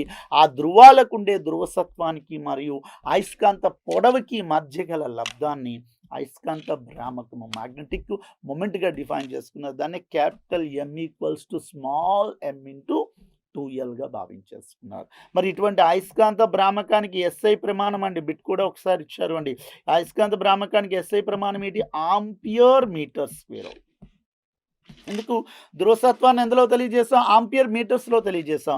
పొడవును ఎందులో తెలియజేస్తున్నాం, మీటర్స్. కాబట్టి ఆంపియర్ మీటర్ ఇంటూ మీటర్ ఏమవుతుందండి, ఆంపియర్ మీటర్ స్క్వేర్. ఈ ఆంపియర్ మీటర్ స్క్వేర్ ఎవరి యొక్క ప్రమాణంగా మనం తెలియజేస్తామండి, అయస్కాంత భ్రామకం యొక్క ప్రమాణం అండి. కాబట్టి ప్రతి ఒక్క అయస్కాంత భ్రామకాన్ని ఈరోజు ఎలా క్యాలిక్యులేట్ చేస్తున్నామంటే, అయస్కాంతం యొక్క ధ్రువసత్వానికి మరియు అయస్కాంత పొడవుకి మధ్య గల లబ్ధాన్ని అయస్కాంత భ్రామకము, దాన్ని మ్యాగ్నెటిక్ మొమెంట్గా ఇక్కడ డిఫైన్ చేసుకున్నాం. దాన్ని ఈక్వేషన్ ప్రకారం ఎలా రాసుకున్నాం, capital M is equals to small m into 2L అంటారు. ఆ స్మాల్ m ని ధ్రువసత్వము అంటారు, ఆ 2Lని అయస్కాంతిక పొడవుగా భావించేసుకున్నారు. ఇటువంటి దాని యొక్క SI ప్రమాణం ఏమని చెప్పాం, ఆంపియర్ మీటర్ స్క్వేర్గా డిఫైన్ చేసేసుకున్నాం. ఓకే, అయితే ఒక చిన్న లాజిక్ ఉంది. ఏంటి అంటే, ఒక అయస్కాంతాన్ని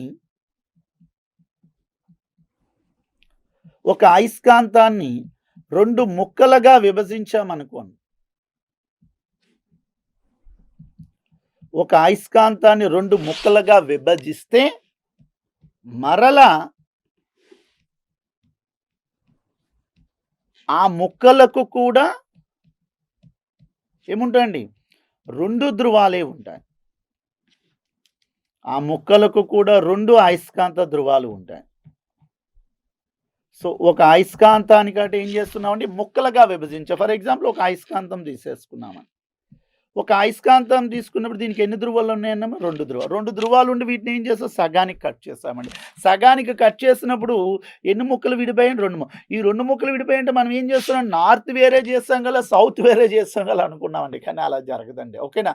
సో ఒక అయస్కాంతాన్ని మనం ఎన్ని ముక్కలుగా విభజించినా కూడా ప్రతి ఒక్క ముక్క కూడా వేరొక అయస్కాంతం వల్ల పనిచేస్తుంది. కాబట్టి మరలా దానికి కూడా ఎన్ని ధ్రువాలు ఉంటాయండి, 2 ధ్రువాలు ఉంటాయండి. దీన్ని ఈవింగ్ అను శాస్త్రవేత్త ఈవింగ్ అను సిద్ధాంతం, Ewing molecular theory of magnetism base చేసుకుని ఎక్స్ప్లెయిన్ చేసుకున్నాడు. ఎలా అంటే, ప్రతి ఒక్క అయస్కాంతంలో ఉండేటటువంటి ప్రతి ఒక్క చిన్న పరమాణువు కూడా వేరొక అయస్కాంతం వల్ల పనిచేస్తుంది.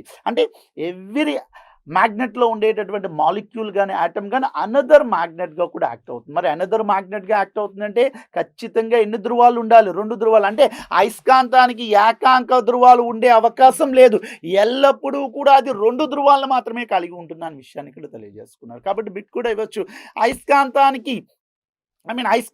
2 సమభాగాలు విభజిస్తున్నప్పుడు ఆప్షన్ ఏ ఒక్కొక్క ధ్రువంగా విడిపోతుంది, ఆప్షన్ బి ప్రతి అయస్కాంతము మరలా 2 ధ్రువాలను కలిగి ఉంటుంది, ఆప్షన్ సి చెప్పలేము, ఆప్షన్ డి పాయివేవి కాదు అంటారండి. అప్పుడు ఏం చెప్పేసుకోవచ్చు అంటే, అప్పుడు ప్రతి ఒక్క అయస్కాంతం మొక్క కూడా మరలా 2 ధ్రువాలను కలిగి ఉంటుంది. కాబట్టి ప్రతి ఒక్క అణువు కానీ ప్రతి ఒక్క పరమాణువు కానీ వేరొక అయస్కాంతం వల్ల పనిచేస్తుందన్న విషయాన్ని ఈవింగ్ అణు శాస్త్రవేత్త molecular theory of magnetism Ewing అణు సిద్ధాంతాన్ని ఆధారంగా చేసుకుని మనకి ఎక్స్ప్లెయిన్ చేయడం అంటూ జరిగింది. కాబట్టి ప్రతి ఒక్క అయస్కాంతాన్ని 2 ముక్కలుగా లేదా 2 సమభాగాలుగా విభజించినప్పుడు మరలా ఆ ముక్కలు కూడా 2 అయస్కాంత ధ్రువాలు ఉంటాయి. కాబట్టి అయస్కాంతానికి ఏముంటాయని చెప్పేసుకున్నామండి, 2 ధ్రువాలు మాత్రమే కలవు. అయస్కాంతానికి ఏకాంక ధ్రువం ఉండదు. కాబట్టి ఇక్కడ ఏం రాసి వేసుకోవచ్చు, కావున ప్రతి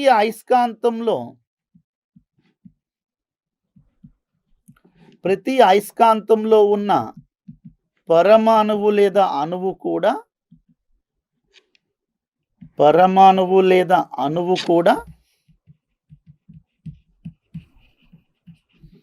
వేరొక అయస్కాంతం వలె పనిచేస్తుంది. వేరొక అయస్కాంతం వలె పనిచేస్తుంది. అందువలన అయస్కాంతానికి ఏకాంక ధ్రువాలు ఉండవు. సో ఏకాంక ధ్రువాలు ఉండవు. Okay, magnet does not consist which one monopoles అంటారు లేదా సింగిల్ పోల్స్ అంటారు. ఏకాంక ధ్రువాలు ఉండవు. దానికి ఎల్లప్పుడూ అయస్కాంతానికి ఎల్లప్పుడూ 2 ధ్రువాలు మాత్రమే ఉంటాయి. 2 ధ్రువాలు అంటారు, వాటిని ద్విధ్రువాలు అంటారు. 2 ధ్రువాలు మాత్రమే ఉంటాయి. ఓకే, సో ఈ విధంగా ప్రతి ఒక్క అయస్కాంతాన్ని కూడా మరలా మనం 2 భాగాలుగా విభజించినప్పుడే కాదండి, ఎన్ని భాగాలుగా విభజించినా కూడా ప్రతి ఒక్క ముక్క కూడా లేదా ప్రతి ఒక్క భాగం కూడా మరలా ఇంకొక అయస్కాంతం వల్ల పనిచేస్తుంది. కాబట్టి అయస్కాంతానికి ఏ ధ్రువాలు ఉండవండి, ఏకాంక ధ్రువాలు ఉండవు. ప్లస్ దానికి ఎల్లప్పుడూ ఏ ధ్రువాలు ఉంటాయండి, ద్విధ్రువ స్వభావం, 2 ధ్రువాలు మాత్రమే ఉంటుంది అనే విషయాన్ని ఇక్కడ తెలియజేయడం జరిగింది. ఓకేనా, సో ఈ విధంగా అయస్కాంతం యొక్క ఇంకొక ప్రాపర్టీని మనం ఇక్కడ డిస్కస్ చేసుకున్నాం. ఓకే, నెక్స్ట్ వన్, 2 అయస్కాంత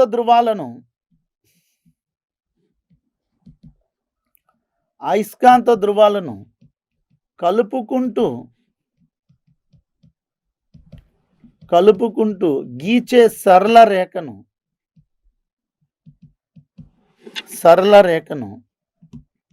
అయస్కాంత అక్షీయ రేఖ అంటారు. అయస్కాంత అక్షీయ రేఖ, దాన్ని యాక్సియల్ లైన్ అంటారు.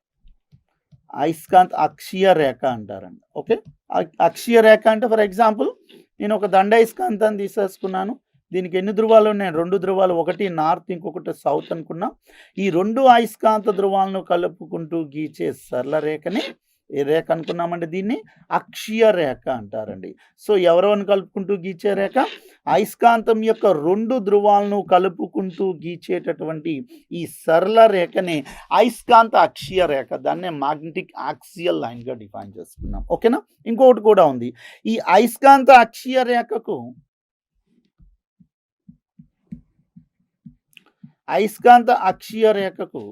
లంబంగా ఉంటూ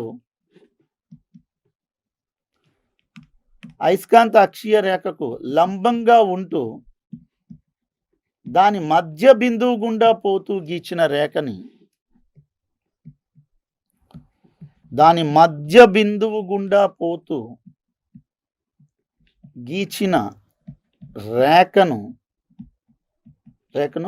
మధ్య లంబ రేఖ, ఈక్విటోరియల్ లైన్ అంటారండి.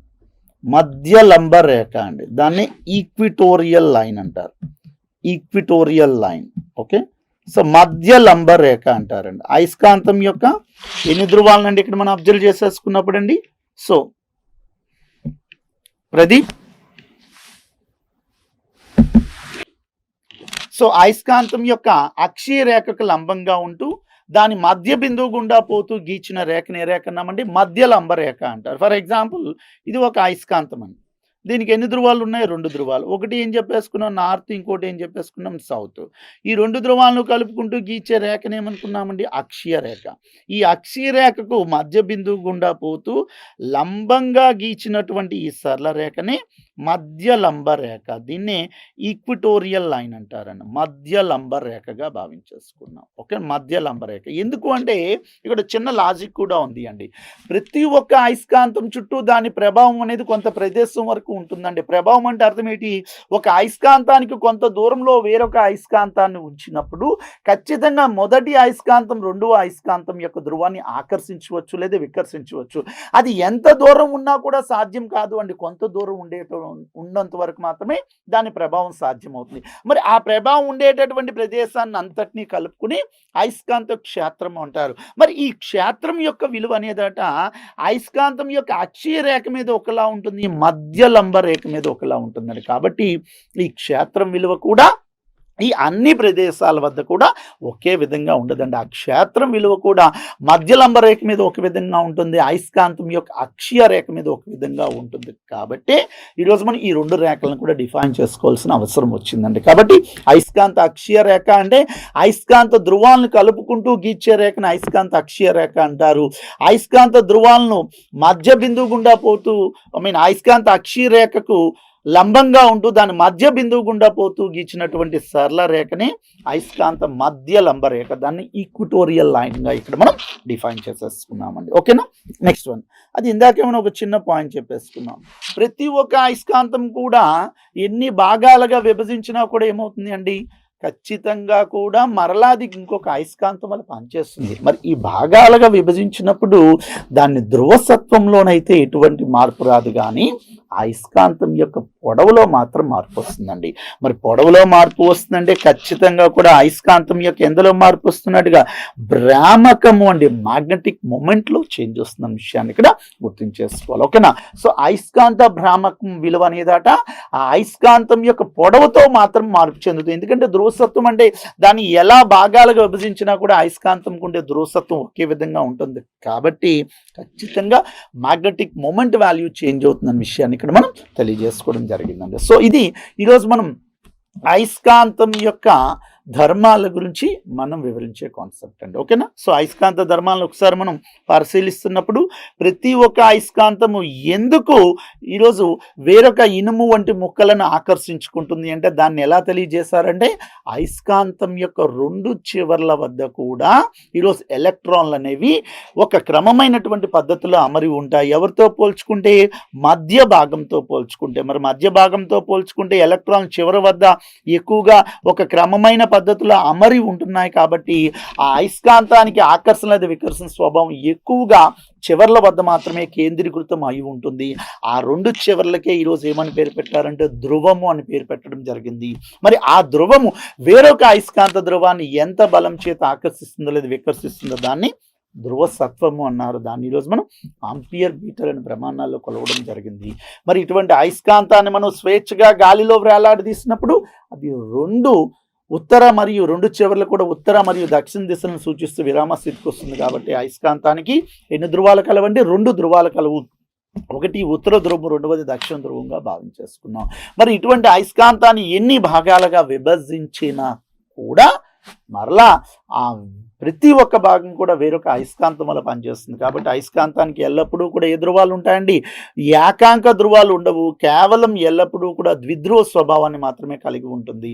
మరి ఆ దిశలను సూచిస్తుంది కాబట్టి దాన్ని దిశా ధర్మం అంటారు. అటువంటి దిశా ధర్మాన్ని ఆధారంగా చేసుకొని మొట్టమొదటిగా చైనా దేశస్తులాట నావికా దిక్సూచి అంటారండి, మ్యాగ్నెటిక్ కంపాస్ నీడల్ని ఈరోజు మనం తయారు చేసుకున్నారు. దాన్ని ఈరోజు మనం డిఫరెంట్ యూజెస్లో మనం నవేడేస్లో యూసేజ్ చేసుకోవడం అంటూ జరుగుతుంది. ఓకే. మరి అయస్కాంత భ్రామకము అంటే అయస్కాంతం యొక్క ధ్రువసత్వానికి మరియు అయస్కాంత పొడవుకి మధ్య గల లబ్ధాన్ని అయస్కాంత భ్రామకంగా భావించేసుకున్నారు. సో ఇవి ఈరోజు మనం అయస్కాంతం యొక్క ధర్మాల గురించి మనం తెలుసుకోవాల్సినటువంటి అంశాలు. ఓకేనా. అయితే ఇటువంటి అయస్కాంతం యొక్క ధ్రువాల మధ్య ఉండే ఆకర్షణ లేదా వికర్షణ స్వభావాన్ని ఆధారంగా చేసుకొని అయస్కాంత క్షేత్రాన్ని తెలియజేశారు. ఏంటి సార్ అయస్కాంత క్షేత్రము? మ్యాగ్నెటిక్ ఫీల్డ్ అంటారు.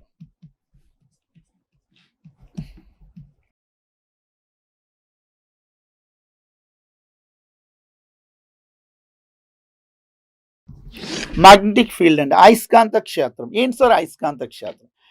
ప్రతి అయస్కాంతం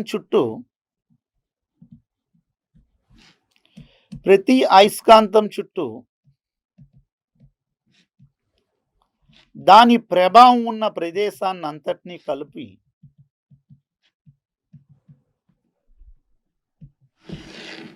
ప్రతి అయస్కాంతం చుట్టూ దాని ప్రభావం ఉన్న ప్రదేశాన్ని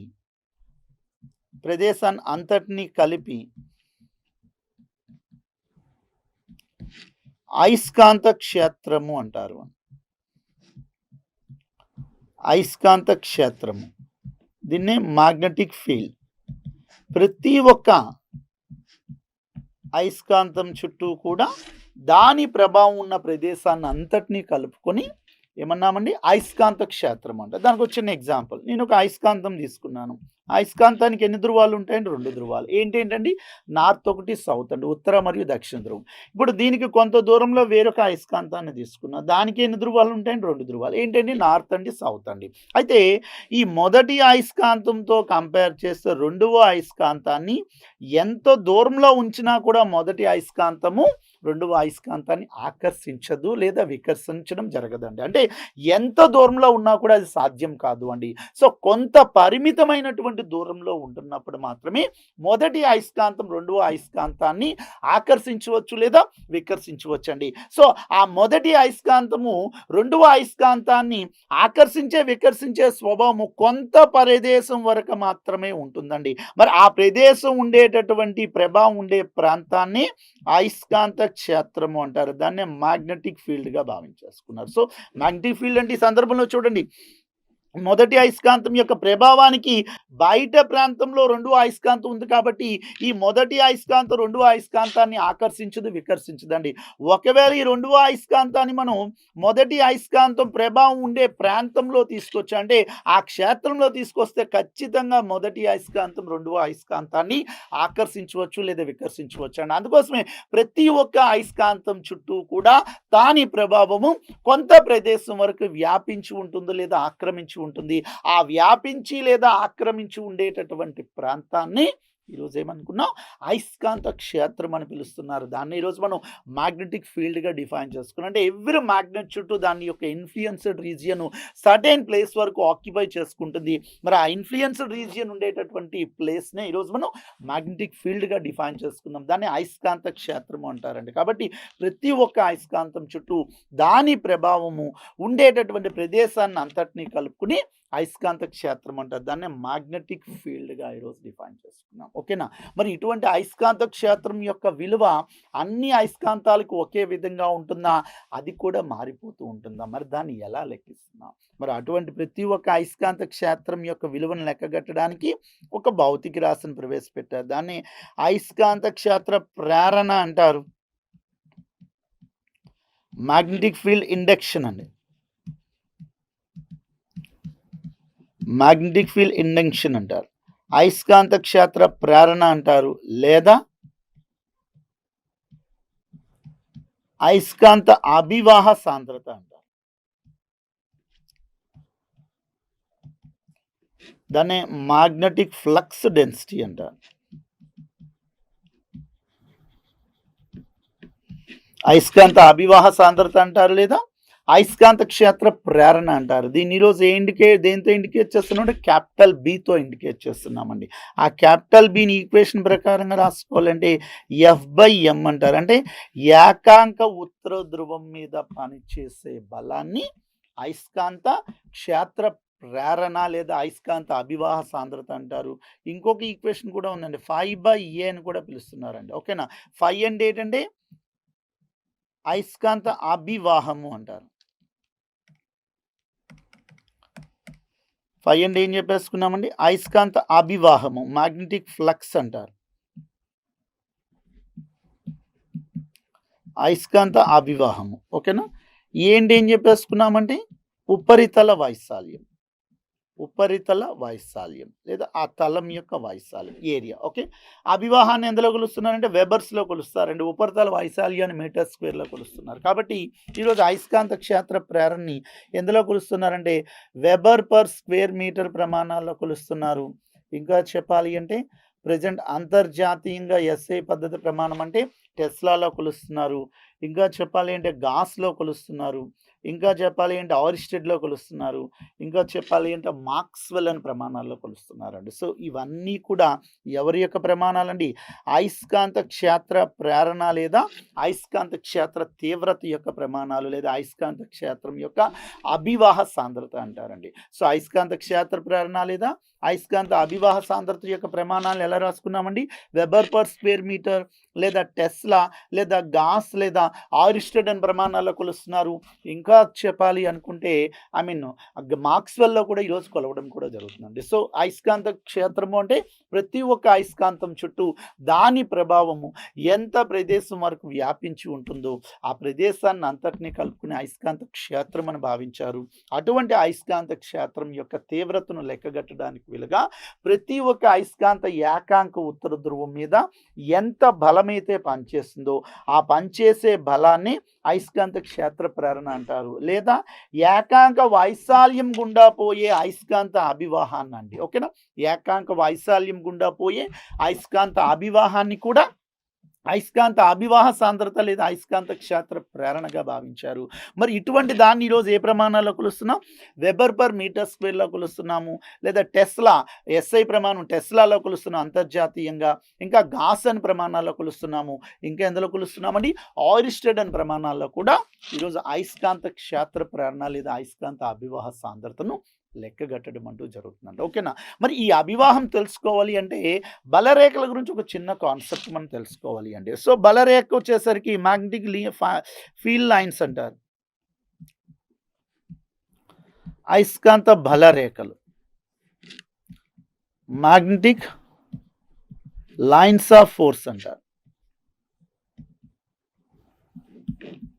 ఓకే.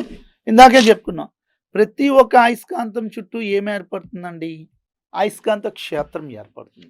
మరి ఈ క్షేత్రం అనేది కేవలం ఒక ఊహాజనితమైనదేనండి. ఓకేనా? ఎంతవరకు ఉంది అనే విషయాన్ని మనం తెలుసుకోవాలి అంటే ఈ అయస్కాంతం చుట్టూ బలరేఖలు నిర్మించడం జరుగుతుంది. మరి ఈ బలరేఖలు మనం తీసుకుంటే ఒక ఏకాంక ఉత్తర ధ్రువం చలించే మార్గాన్ని అయస్కాంత బలరేఖ అంటారండి. ఒక ఏకాంక ఉత్తర ధ్రువం తీసేసుకోండి. ఆ ఏకాంక ఉత్తర ధ్రువం చలించే మార్గాన్ని అయస్కాంత బలరేఖ అంటారు. అంటే చిన్న కాన్సెప్ట్ కూడా ఉంది అండి. మరి ఈ ఏకాంక ఉత్తర ధ్రువం అంటే ఇందాక చెప్పుకున్న ఒక కంపాస్ పెట్టి తీసుకుని రండి. ఒక అయస్కాంతం యొక్క ఉత్తర ధ్రువం దగ్గర తీసుకురండి. కంపాస్ పెట్టిలో కూడా ఒక అయస్కాంత సూచి ఉంటుంది. దానికి కూడా 2 ధ్రువాలు ఉంటాయి. దాని యొక్క ఉత్తర ధ్రువం ఈ ఉత్తర ధ్రువాన్ని వికర్షిస్తుంది. దక్షిణ ధ్రువం ఆకర్షిస్తుంది. ఆ ఉత్తర ధ్రువం అనేది ఏ మార్గంలో చలిస్తుందో ఆ చలించే మార్గాన్ని అయస్కాంత బలరేఖ అంటారు. సో, ఈ ఏకాంక ఉత్తర ధ్రువము ఏకాంక అయస్కాంత ఉత్తర ధ్రువము చలించే మార్గాన్ని అయస్కాంత బలరేఖ మ్యాగ్నెటిక్ ఫీల్డ్ లైన్ చలించే మార్గాన్ని ఏమంటారండి? అయస్కాంత బలరేఖ. దాన్ని మ్యాగ్నెటిక్ ఫీల్డ్ లైన్ అంటారండి. సో, మ్యాగ్నెటిక్ ఫీల్డ్ లైన్ అంటే ఏకాంక ఉత్తర ధ్రువం చలించే మార్గము అంటారండి. సో, ప్రతి ఒక్క అయస్కాంతం చుట్టూ అయస్కాంత క్షేత్రం ఉంది అని తెలుసు. అది ఊహాజనితమైనదేనండి. అటువంటి అయస్కాంత క్షేత్రం నిర్మించుకోవడానికి వీలుగా ప్రతి ఒక్క అయస్కాంతం చుట్టూ బలరేఖలు నిర్మించుకుంటున్నారు. మరి ఆ బలరేఖలు గీసుకున్నప్పుడు ఎలా రాసుకుంటున్నారు? ఏకాంక అయస్కాంత ఉత్తర ధ్రువం చలించే మార్గాన్ని అయస్కాంత బలరేఖ మ్యాగ్నెటిక్ ఫీల్డ్ లైన్ అంటారు. దీనికి ఒక చిన్న కాన్సెప్ట్ కూడా ఉంది. బలరేఖలు ఎల్లప్పుడూ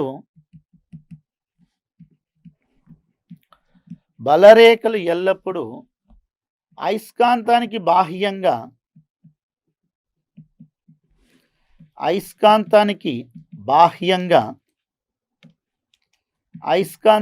బాహ్యంగా ఎటు నుండి ఎటు ప్రయాణిస్తాయండి? ఉత్తర నుంచి దక్షిణ ధ్రువంకు ప్రయాణిస్తాయండి. ఉత్తర ధ్రువం నుండి దక్షిణ ధ్రువం వైపుకు ప్రయాణిస్తాయి. సో, నార్త్ నుండి సౌత్‌కు ప్రయాణిస్తాయండి. బలరేఖలు అనేవాటి ఎల్లప్పుడూ కూడా అయస్కాంతానికి బాహ్యంగా అంటే ఎటు నుండి ఎటువైపుకండి? నార్త్ నుండి సౌత్‌కు ప్రయాణిస్తాయండి. ఎల్లప్పుడూ కూడా అవి నార్త్ నుండి సౌత్ వైపు ప్రయాణిస్తాయి. ఓకేనా? ఎటువైపు అండి? ఎప్పుడు అయస్కాంతానికి బాహ్యంగా. కానీ అయస్కాంతానికి అంతరంగా మాత్రం ఎటు నుండి ఎటు ప్రయాణిస్తాయండి? సౌత్ నుంచి నార్త్‌కు ప్రయాణిస్తాయండి. ఓకేనా? కానీ అంతరంగా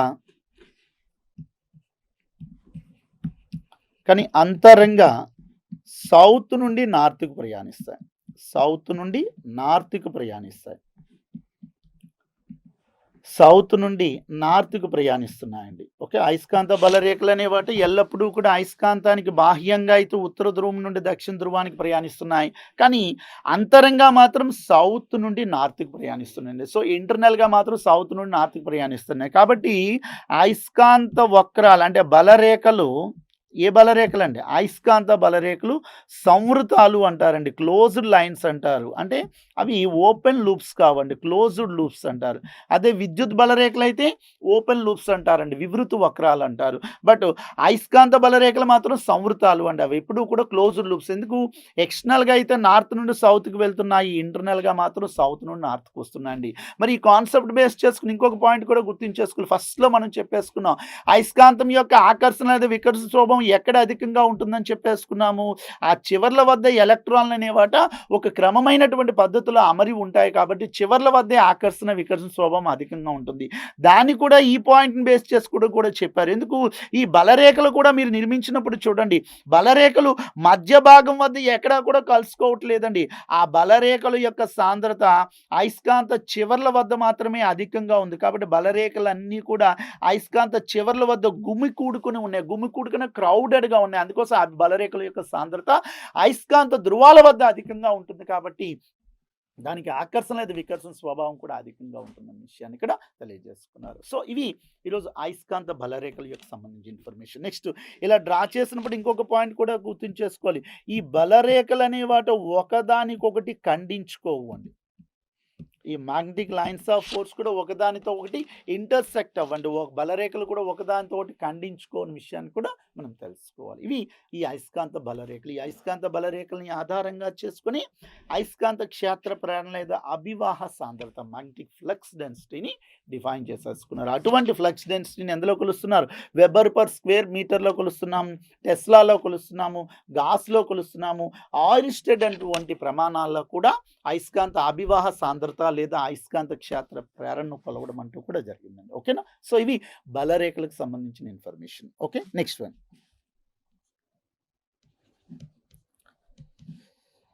కృత్రిమ అయస్కాంతాన్ని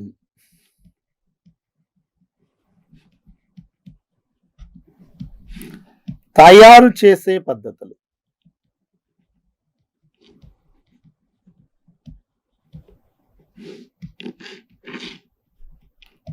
ఓకే, సో స్టార్టింగ్లో మనం ఒక పాయింట్ చెప్పేసుకున్నాం.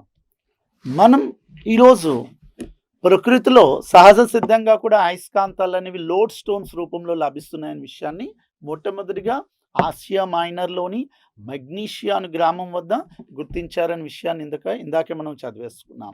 అంటే ఈ లోడ్ స్టోన్స్ రూపంలో లభించేటటువంటి అయస్కాంతాలు మనకి కావలసినటువంటి ఆకృతిలో ఉండలేకపోవడం అనేది ఒక కారణం. ప్లస్ మనకి ఎంత తీవ్రత కావాలో అంత తీవ్రత కలిగినటువంటి అయస్కాంతాలు లభించలేకపోవడం, ఇలాంటివన్నీ కూడా జరుగుతున్నాయి. కాబట్టి మానవుడు ఏం చేశాడు అంటే తన అవసరాలకి అనుగుణంగా సహజ అయస్కాంతాలని ఆధారంగా చేసుకుని కృత్రిమంగా అయస్కాంతాలను కూడా ఈరోజు కనిపెట్టడం జరిగింది. ఆ కృత్రిమ అయస్కాంతాలను తయారు చేశాడు. ఆ కృత్రిమ అయస్కాంతాలను ఈరోజు మనం వివిధ రకాలైనటువంటి అప్లికేషన్స్లో కూడా యూసేజ్ చేస్తున్నామండి. అయితే మానవుడు తన ఆవిర్భావం నుండి ఇప్పటి వరకు కృత్రిమ అయస్కాంతాలను తయారు చేసుకోవడానికి రకరకాల పద్ధతులను ఉపయోగించాడు. అయితే అందులో ఏంటి ఆ పద్ధతులు అనేది ఒకసారి ఆ పద్ధతి గురించి మనం జస్ట్ తెలుసుకుంటే చాలు. అందులో ముఖ్యంగా ప్రాచుర్యం చెందినటువంటి పద్ధతి ఏంటి, ప్రజెంట్ మనం యూసేజ్ చేసినటువంటి పద్ధతి ఏంటి అనేది ఒకసారి చర్చించుకుందామండి. మరి కృత్రిమ అయస్కాంతాన్ని తయారు చేయడానికి ముఖ్యంగా ఫస్ట్ వన్ ఏకస్పర్శ పద్ధతిని ఒకప్పుడు యూసేజ్ చేస్తారండి. సింగిల్ టచ్ మెథడ్ అంటారు. ఏకస్పర్శ పద్ధతి అంటారండి, సింగిల్ టచ్ మెథడ్ అంటారు. సో ఒకప్పుడు ఏకస్పర్శ పద్ధతిని ఉపయోగించుకొని కృత్రిమ అయస్కాంతాలని తయారు చేశారు. అదేవిధంగా ద్విస్పర్శ పద్ధతి అంటారు. ద్విస్పర్శ పద్ధతి అంటారు. దీన్నే డబుల్ టచ్ మెథడ్ అంటారండి. సో ఏకస్పర్శ పద్ధతి ఒకటి, ద్విస్పర్శ పద్ధతి అంటే డబుల్ టచ్ మెథడ్ అంటారు. అంటే అదేవిధంగా వేడి చేసి చల్లార్చు పద్ధతి అండి. వేడి చేసి చల్లార్చు పద్ధతి, వేడి చేసి చల్లార్చు పద్ధతి. And fourth one is nothing but a అయస్కాంత ప్రేరణ పద్ధతి, మ్యాగ్నెటిక్ ఇండక్షన్ అంటారు. అయస్కాంత ప్రేరణ పద్ధతి అండి. And fifth one is nothing but విద్యుత్ పద్ధతి అండి. So electrical method. ఓకే, ఈ విధంగా పూర్వకాలం నుండి కూడా మానవుడు కృత్రిమంగా అయస్కాంతాలని తయారు చేయడానికి వివిధ రకాలైన పద్ధతులను ఉపయోగించాడు. ఆ పద్ధతుల్లో మనం పరిశీలిస్తున్నప్పుడు ఫస్ట్ వన్ ఏకస్పర్శ పద్ధతి, రెండవది ద్విస్పర్శ పద్ధతి, మూడవది వేడి చేసి చల్లార్చు పద్ధతి, నాలుగవది అయస్కాంత ప్రేరణ పద్ధతి, ఐదవది ఏంటనుకున్నామంటే విద్యుత్ పద్ధతిగా భావించేసుకున్నాం. మరి ఈ పద్ధతులు అన్నిటితో పోల్చుకుంటే ప్రస్తుతం ప్రాచుర్యంలో ఉండేటటువంటిది సో చాలా సులువైన పద్ధతి, చాలా మంచి పద్ధతి, మంచి అయస్కాంతాలను తయారు చేసుకోవడానికి యూసేజ్ చేసే పద్ధతి ఏంటండి విద్యుత్ పద్ధతి అండి. అంటే ఈ విద్యుత్ పద్ధతిని ఆధారంగా చేసుకుని మనం తాత్కాలికమైన అయస్కాంతాలని తయారు చేసుకోవచ్చు.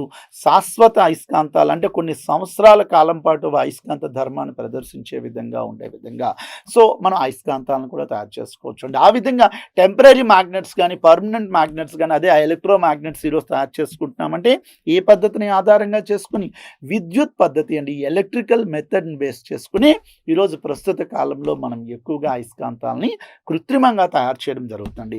ఈ మిగతా పద్ధతులన్నీ కూడా జస్ట్ కొన్ని సెకండ్ల పాటు కొంతవరకు మాత్రమే చాలా తాత్కాలికమైనవిగానే గుర్తుంచుకోవచ్చు. మళ్ళీ సరి అయినటువంటి పద్ధతులు అయితే కాదు అండి. వీటన్నిటిలో కూడా the best method for electro magnets make చేయడానికి ఎలక్ట్రికల్ మెథడ్ అండ్ విద్యుత్ పద్ధతినిగానే భావించేసుకున్నాం. ఓకే, మరి ఇటువంటి విద్యుత్ పద్ధతిని ఉపయోగించుకొని కృత్రిమ అయస్కాంతాలు తయారు చేస్తున్నప్పుడు సో శాశ్వత అయస్కాంతాలని తయారు చేస్తారు, తాత్కాలిక అయస్కాంతాలు కూడా తయారు చేస్తారు. తాత్కాలిక అయస్కాంతాలు తాత్కాలిక అయస్కాంతాలని తయారు చేస్తారు. ఇంకే అయస్కాంతాలు అండి శాశ్వత అయస్కాంతాలు అంటే పర్మనెంట్ మ్యాగ్నెట్స్ కూడా తయారు చేస్తున్నారు, టెంపరరీ మ్యాగ్నెట్స్ కూడా తయారు చేస్తున్నారండి. ఏ పద్ధతిని ఉపయోగించుకోనండి విద్యుత్ పద్ధతి. తాత్కాలిక అయస్కాంతాలు అంటే టెంపరరీ మ్యాగ్నెట్స్ అండి, టెంపరరీ మ్యాగ్నెట్స్ తాత్కాలిక అయస్కాంతాలు. శాశ్వత అయస్కాంతాలు అంటే పర్మనెంట్ మ్యాగ్నెట్స్ అంటారు. ఈ పర్మనెంట్ మ్యాగ్నెట్స్ తయారు చేయడానికైనా టెంపరరీ మ్యాగ్నెట్స్ తయారు చేయడానికైనా ఏ పద్ధతి అండి electrical method is the best method అండి. విద్యుత్ పద్ధతి అనేది ఒక మంచి పద్ధతిగా భావించేసుకోవచ్చు. మరి ఇటువంటి తాత్కాలిక అయస్కాంతాలను తయారు చేసుకోవడానికి ఎక్కువగా వాడే పదార్థం ఏంటంటే మెత్తని ఇనుము అండి. దాన్ని మెత్తని ఇనుము అంటారు లేదా మృదు ఇనుము అంటారు. మృదు ఇనుము అంటే దీన్నే సాఫ్ట్ ఐరన్ అంటారు. తాత్కాలిక అయస్కాంతాలని తయారు చేయడానికి ఎక్కువగా ఏ పదార్థాలను ఉపయోగిస్తారంటే మెత్తని ఇనుము లేదా మృదు ఇనుము లేదా సాఫ్ట్ ఐరన్ అంటారు. ఈ సాఫ్ట్ ఐరన్ ఉపయోగించుకొని ఎక్కువగా తాత్కాలిక అయస్కాంతాలను తయారు చేస్తున్నారు. అదే శాశ్వత అయస్కాంతాలను ఎక్కువగా ఉక్కు అంటారండి, ఉక్కు లేదా స్టీల్ను ఉపయోగిస్తారు. ఇంకా చెప్పాలంటే ఆల్నికో అంటారండి. ఈరోజు మనం ల్యాబొరేటరీలో వాడుతున్న మ్యాగ్నెట్స్ అన్ని ఆల్నికో అంటే aluminium plus nickel plus cobalt అంటారండి. ఇంకా టికోనాల్ కూడా ఉంటుందండి. ఎక్కువగా ఉక్కు కానీ ఆల్నికో వంటి పదార్థాలను మనం శాశ్వత అయస్కాంతాలను తయారు చేయడానికి యూసేజ్ చేస్తున్నాము. బట్ తాత్కాలిక అయస్కాంతాలను తయారు చేయాలంటే మెత్తని ఇనుము యూసేజ్ చేస్తున్నాం. అంటే దీనికి కూడా ఒక చిన్న డిఫరెన్స్ ఉందండి. ఉక్కుని కానీ ఈరోజు ఎక్కువగా శాశ్వత అయస్కాంతాలు తయారు చేసుకోవడానికి ఉపయోగిస్తున్నామంటే కారణం ఏంటంటే దానికి రిటెంటివిటీ ఎక్కువగా ఉంటుంది. వెరీ ఇంపార్టెంట్ పాయింట్ అండి. ఓకేనా, ఇంగ్లీష్లోనే దానికి ఏమంటారు రిటెంటివిటీ అంటారు. రిటెంటివిటీ అంటే అర్థం ఏంటి, బాహ్య అయస్కాంత క్షేత్రాన్ని తీసివేసినా కూడా ఉక్కు అనేదాట తనలో కొంతకాలం వరకు కూడా అయస్కాంత ధర్మాన్ని నిలిపి ఉంచుకుంటుందండి. ఆ అయస్కాంత ధర్మాన్ని బాహ్య అయస్కాంత క్షేత్రం తీసివేసినా కూడా కొంతకాలం వరకు నిలిపి ఉంచుకుంటుంది. కాబట్టి అటువంటి ధర్మాన్ని ఏమనుకున్నాం రిటెంటివిటీ అంటారు. అందుకోసమే ఈరోజు ఉక్కుకి రిటెంటివిటీ ఎక్కువగా ఉంటుంది ఎవరితో పోల్చుకుంటే మెత్తని ఇనుముతో పోల్చుకుంటే. సో మోస్ట్లీ శాశ్వత అయస్కాంతాలన్నింటినీ కూడా ఉక్కుతో తయారు చేయడం జరుగుతుంది. ఇంకా అల్నికో అనే పదార్థాలతో తయారు చేస్తున్నారు. బట్ అల్నికో అనేది అంటే మిశ్రమ లోహాలు అండి. అల్యూమినియం ఉంటుంది, నికెల్ ఉంటుంది, కోబాల్ట్ ఉంటుందండి. బట్ తాత్కాలిక అయస్కాంతాలను మాత్రం ఈరోజు మెత్తని ఇనుము సహాయంతో తయారు చేస్తున్నారు. అయితే ఈ మెత్తని ఇనుము కేవలం కూడా తాత్కాలిక అయస్కాంతాలు తయారు చేయడమే కాదండి, మెత్తని ఇనుముకి ఇంకా ఇంపార్టెన్స్ ఉంది. అయస్కాంత కవచాలుగా కూడా వాడతారండి. అయస్కాంత కవచాలుగా వాడతారు. ఇంకా చెప్పాలి అంటే ట్రాన్స్ఫార్మర్లో కోర్ నిర్మాణం యందు, ట్రాన్స్ఫార్మర్లో కోర్ ఉంటుంది కదండి, ఆ ట్రాన్స్ఫార్మర్లో కోర్ నిర్మాణం యందు కూడా మెత్తని ఇనుమును యూసేజ్ చేస్తున్నారండి. సో, మెత్తని ఇనుము అనేది కేవలం కూడా తాత్కాలిక అయస్కాంతాలను తయారు చేయడానికే కాకుండా అయస్కాంత కవచాలుగా యూసేజ్ చేస్తున్నారు. ట్రాన్స్‌ఫార్మర్‌లో కోర్ ఉంటాదండి. ఆ కోర్ అనే పదార్థాన్ని కూడా ఈ మెత్తని ఇనుము సహాయంతోటే ఎందుకంటే ట్రాన్స్‌ఫార్మర్‌లో కోర్ అనేది ఏం చేస్తుంది అంటే విద్యుత్ సామర్థ్య నష్టాలను తగ్గించడానికి యూసేజ్ చేస్తుంది. మరి అటువంటి విద్యుత్ సామర్థ్య నష్టాలను తగ్గించాలి అంటే మోస్ట్ ప్రాబబ్లీ మెత్తని ఇనుము అయితే బాగా తగ్గిస్తుందనే విషయాన్ని గుర్తుంచుకొని ట్రాన్స్‌ఫార్మర్‌లో కోర్‌ని కూడా మెత్తని ఇనుముతో తయారు చేస్తున్నారు. అంటే తాత్కాలిక అయస్కాంతాలను కూడా మెత్తని ఇనుము సహాయంతో తయారు చేస్తున్నారు. బట్ శాశ్వత అయస్కాంతాలను ఉక్కు లేదా అల్నికోలతో తయారు ఇంకా టిక్నోల్ అంటారండి. దాన్ని కూడా ఈరోజు శాశ్వత అయస్కాంతాలను తయారు చేయడానికి యూసేజ్ చేస్తున్నారు. ఇవి ఈరోజు కృత్రిమ అయస్కాంతాన్ని తయారు చేయడానికి మానవుడు ఉపయోగించే ముఖ్యమైన పద్ధతులండి. ఏకస్పర్శ పద్ధతి, ద్విస్పర్శ పద్ధతి, వేడి చేసి చల్లార్చు పద్ధతి, అయస్కాంత ప్రేరణ పద్ధతి, విద్యుత్ పద్ధతి అండి. వీటన్నిటిలో కన్నా ఉత్తమమైనటువంటి పద్ధతి ఏంటంటే విద్యుత్ పద్ధతి అండి. సో, ఎలక్ట్రికల్ మెథడ్‌ని ఈరోజు మనం the best method suitable for making the artificial magnets అండి. ఓకే. అయితే ఇటువంటి కృత్రిమ అయస్కాంతాలను ఎందులో యూసేజ్ చేస్తున్నారు? సో, యూజెస్ అండి, ఉపయోగాలు లేదా అనువర్తనాలు. ఉపయోగాలు లేదా అనువర్తనాలు. ఈ కృత్రిమ అయస్కాంతాలను మనం ఎందులో యూసేజ్ చేస్తున్నాం? సో, చిన్ననాటి నుండి మనం చూస్తుంటాం లౌడ్ స్పీకర్‌లో వెనక భాగం ఉంటది కదండీ. లౌడ్ స్పీకర్‌లో వెనక భాగం. స్పీకర్ వెనక భాగంలో వృత్తాకార మ్యాగ్నెట్స్ మీరు చూస్తుంటారు కదా, సర్క్యులర్ మ్యాగ్నెట్స్ యూసేజ్ చేస్తారు. స్పీకర్ యొక్క వెనక భాగంలో వాడేటటువంటి అయస్కాంతాలు కూడా కృత్రిమ అయస్కాంతాలండి. ఓకేనా. లౌడ్ స్పీకర్ యొక్క వెనక భాగంలో యూసేజ్ చేస్తున్నాం. ఓకే. నెక్స్ట్ వన్, అదేవిధంగా టెలిగ్రామ్స్లోనండి. ఒకప్పుడు సమాచారాన్ని చేరవేయడానికి టెలిగ్రామ్ మెథడ్ని యూసేజ్ చేస్తున్నారు. అటువంటి టెలిగ్రామ్స్లో కూడా ఈరోజు దేన్ని యూసేజ్ చేస్తున్నారండి? మ్యాగ్నెట్స్ని యూసేజ్ చేస్తున్నారు. నెక్స్ట్ వన్, విద్యుత్ జనరేటరు మరియు విద్యుత్ డైనమో అండి. విద్యుత్ జనరేటర్ కానీ విద్యుత్ డైనమో అనేది ఏం చేస్తుందండి? యాంత్రిక శక్తిని విద్యుత్ శక్తిగా మార్చుతుంది. అటువంటి విద్యుత్ జనరేటర్ లేదా విద్యుత్ డైనమోలోనట స్తూపాకారంగా ఉండే అయస్కాంతాలు వాడుతున్నారండి. సో, సర్క్యులర్ షేప్లో కాకుండా సిలిండ్రికల్ షేప్లో ఉండేటటువంటి మ్యాగ్నెట్స్ యూసేజ్ చేస్తున్నారు. ఎందులోనండి? విద్యుత్ జనరేటర్లో కానీ విద్యుత్ డైనమోలో కానీ స్తూపాకారంగా ఉండే అయస్కాంతాలండి, సర్క్యులర్ షేప్లో ఉండేటటువంటి మ్యాగ్నెట్స్ యూసేజ్ చేస్తున్నారు. ఇంకా ఎందులో వాడుతున్నారని చెప్పాం? టెలిగ్రామ్స్లో కూడా వాడుతున్నారు. ఇంకా ఎందులో వాడుతున్నాము? స్పీకర్స్, లౌడ్ స్పీకర్స్ ఉంటాయి కదండి, వాటి యొక్క వెనక భాగంలో కూడా ఈ ఏంటి ఉపయోగిస్తున్నారు? కృత్రిమ అయస్కాంతాలను యూసేజ్ చేస్తున్నారు. ఓకే. నెక్స్ట్ వన్, అదేవిధంగా మనం ఇంకా చెప్పుకోవాలి అనుకుంటే విద్యుత్ గంట, ఎలక్ట్రికల్ బెల్ ఉంటుంది కదండి, కాలింగ్ బెల్స్ అంటారు. ఆ విద్యుత్ గంటలో కూడా ఎలక్ట్రికల్ బెల్స్లో కూడా అయస్కాంతాన్ని వాడుతున్నారు. ఏ అయస్కాంతాన్ని అండి? కృత్రిమ అయస్కాంతం. అది ఇంచుమించుగా గుర్రపు నాడ ఆకారంలో ఉంటుంది. అటువంటి గుర్రపు నాడ ఆకారంలో ఉండేటటువంటి అయస్కాంతాన్ని ఎలక్ట్రికల్ బెల్స్ అండి విద్యుత్ గంటలో యూసేజ్ చేయడం అంటూ జరుగుతుంది. ఓకేనా. నెక్స్ట్ వన్, అదేవిధంగా చిన్నపిల్లలు ఆడుకున్న ఆట బొమ్మల యందు, ఈరోజు నవడేస్లో చిన్నపిల్లలు ఆడుకున్న ఆట బొమ్మల యందు కూడా ఏ అయస్కాంతాలు వాడుతున్నామండి? కృత్రిమ అయస్కాంతాలను యూసేజ్ చేస్తున్నాం. చిన్నపిల్లలు ఆడుకునే ఆట బొమ్మల యందు యూసేజ్ చేస్తున్నాము. ఎలక్ట్రికల్ బెల్ విద్యుత్ గంటలో ఉపయోగిస్తున్నాము.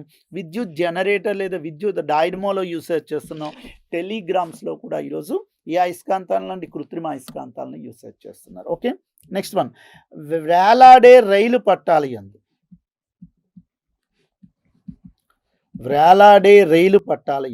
ఓకేనా. సో, నవడేస్లో వేలాడే రైలు పట్టాలను కూడా తయారు చేస్తారు, నిర్మించారండి. అటువంటి వేలాడే రైలు పట్టాల యందు కూడా ఈ కృత్రిమ అయస్కాంతాలను యూసేజ్ చేస్తున్నారు. ఓకే. నెక్స్ట్ వన్, టేప్ రేగేటర్లో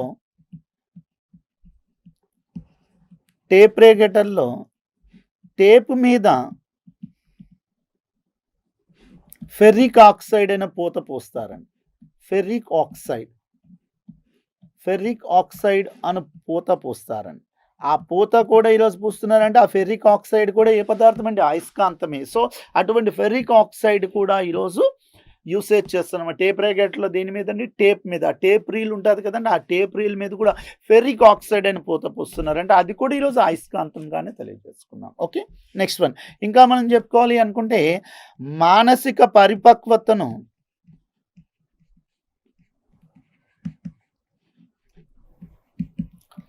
మానసిక పరిపక్వతలో అదే డాక్టర్స్ అండి మ్యాగ్నెటిక్ థెరపీ అంటారండి. మానసిక పరిపక్వతలో కూడా పరిపక్వతను పెంపొందించడానికి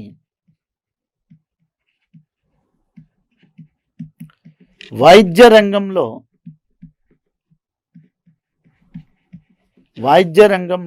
మ్యాగ్నెటిక్ థెరపీ చేస్తారండి.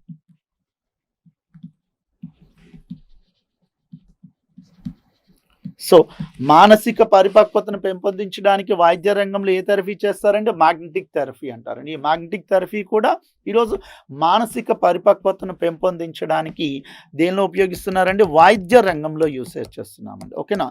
సో మానసిక పరిపక్వతను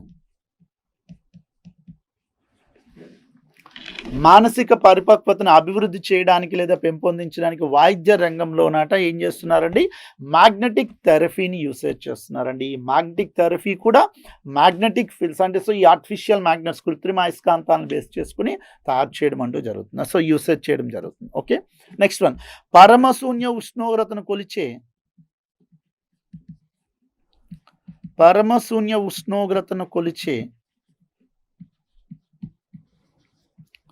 పరమశూన్య ఉష్ణోగ్రతను కొలిచే థర్మామీటర్లలో వాడతారండి.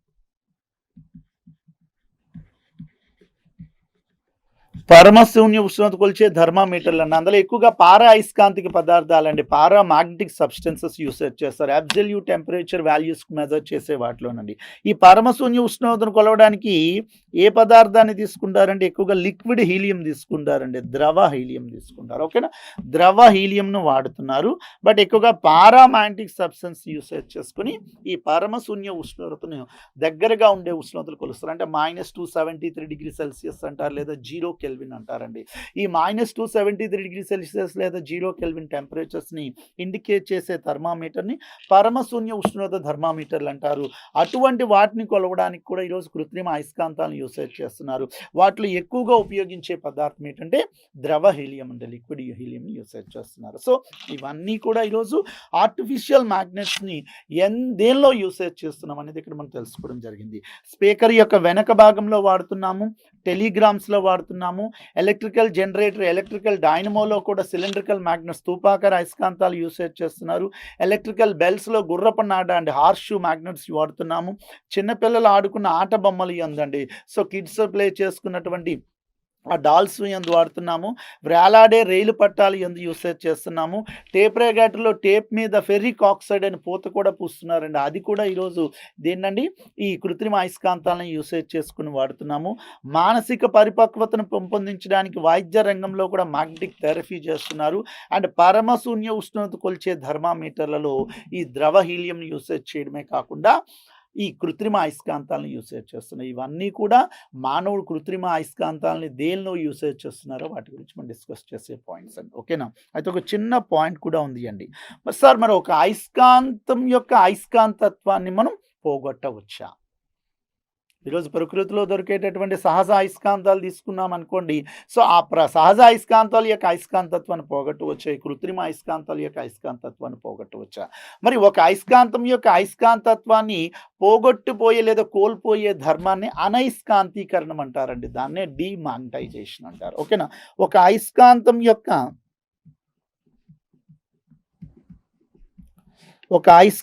యొక్క అయస్కాంత ధర్మాన్ని లేదా అయస్కాంతత్వాన్ని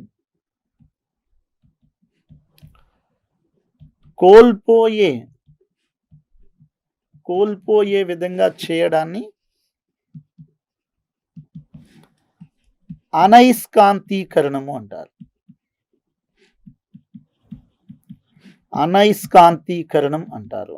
దాన్ని డీమాగ్నటైజేషన్ అంటారు.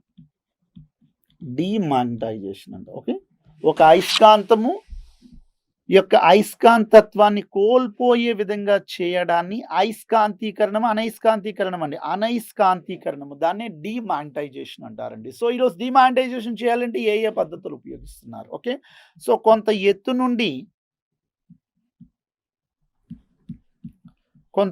నుండి అయస్కాంతాన్ని దృఢమైన తలం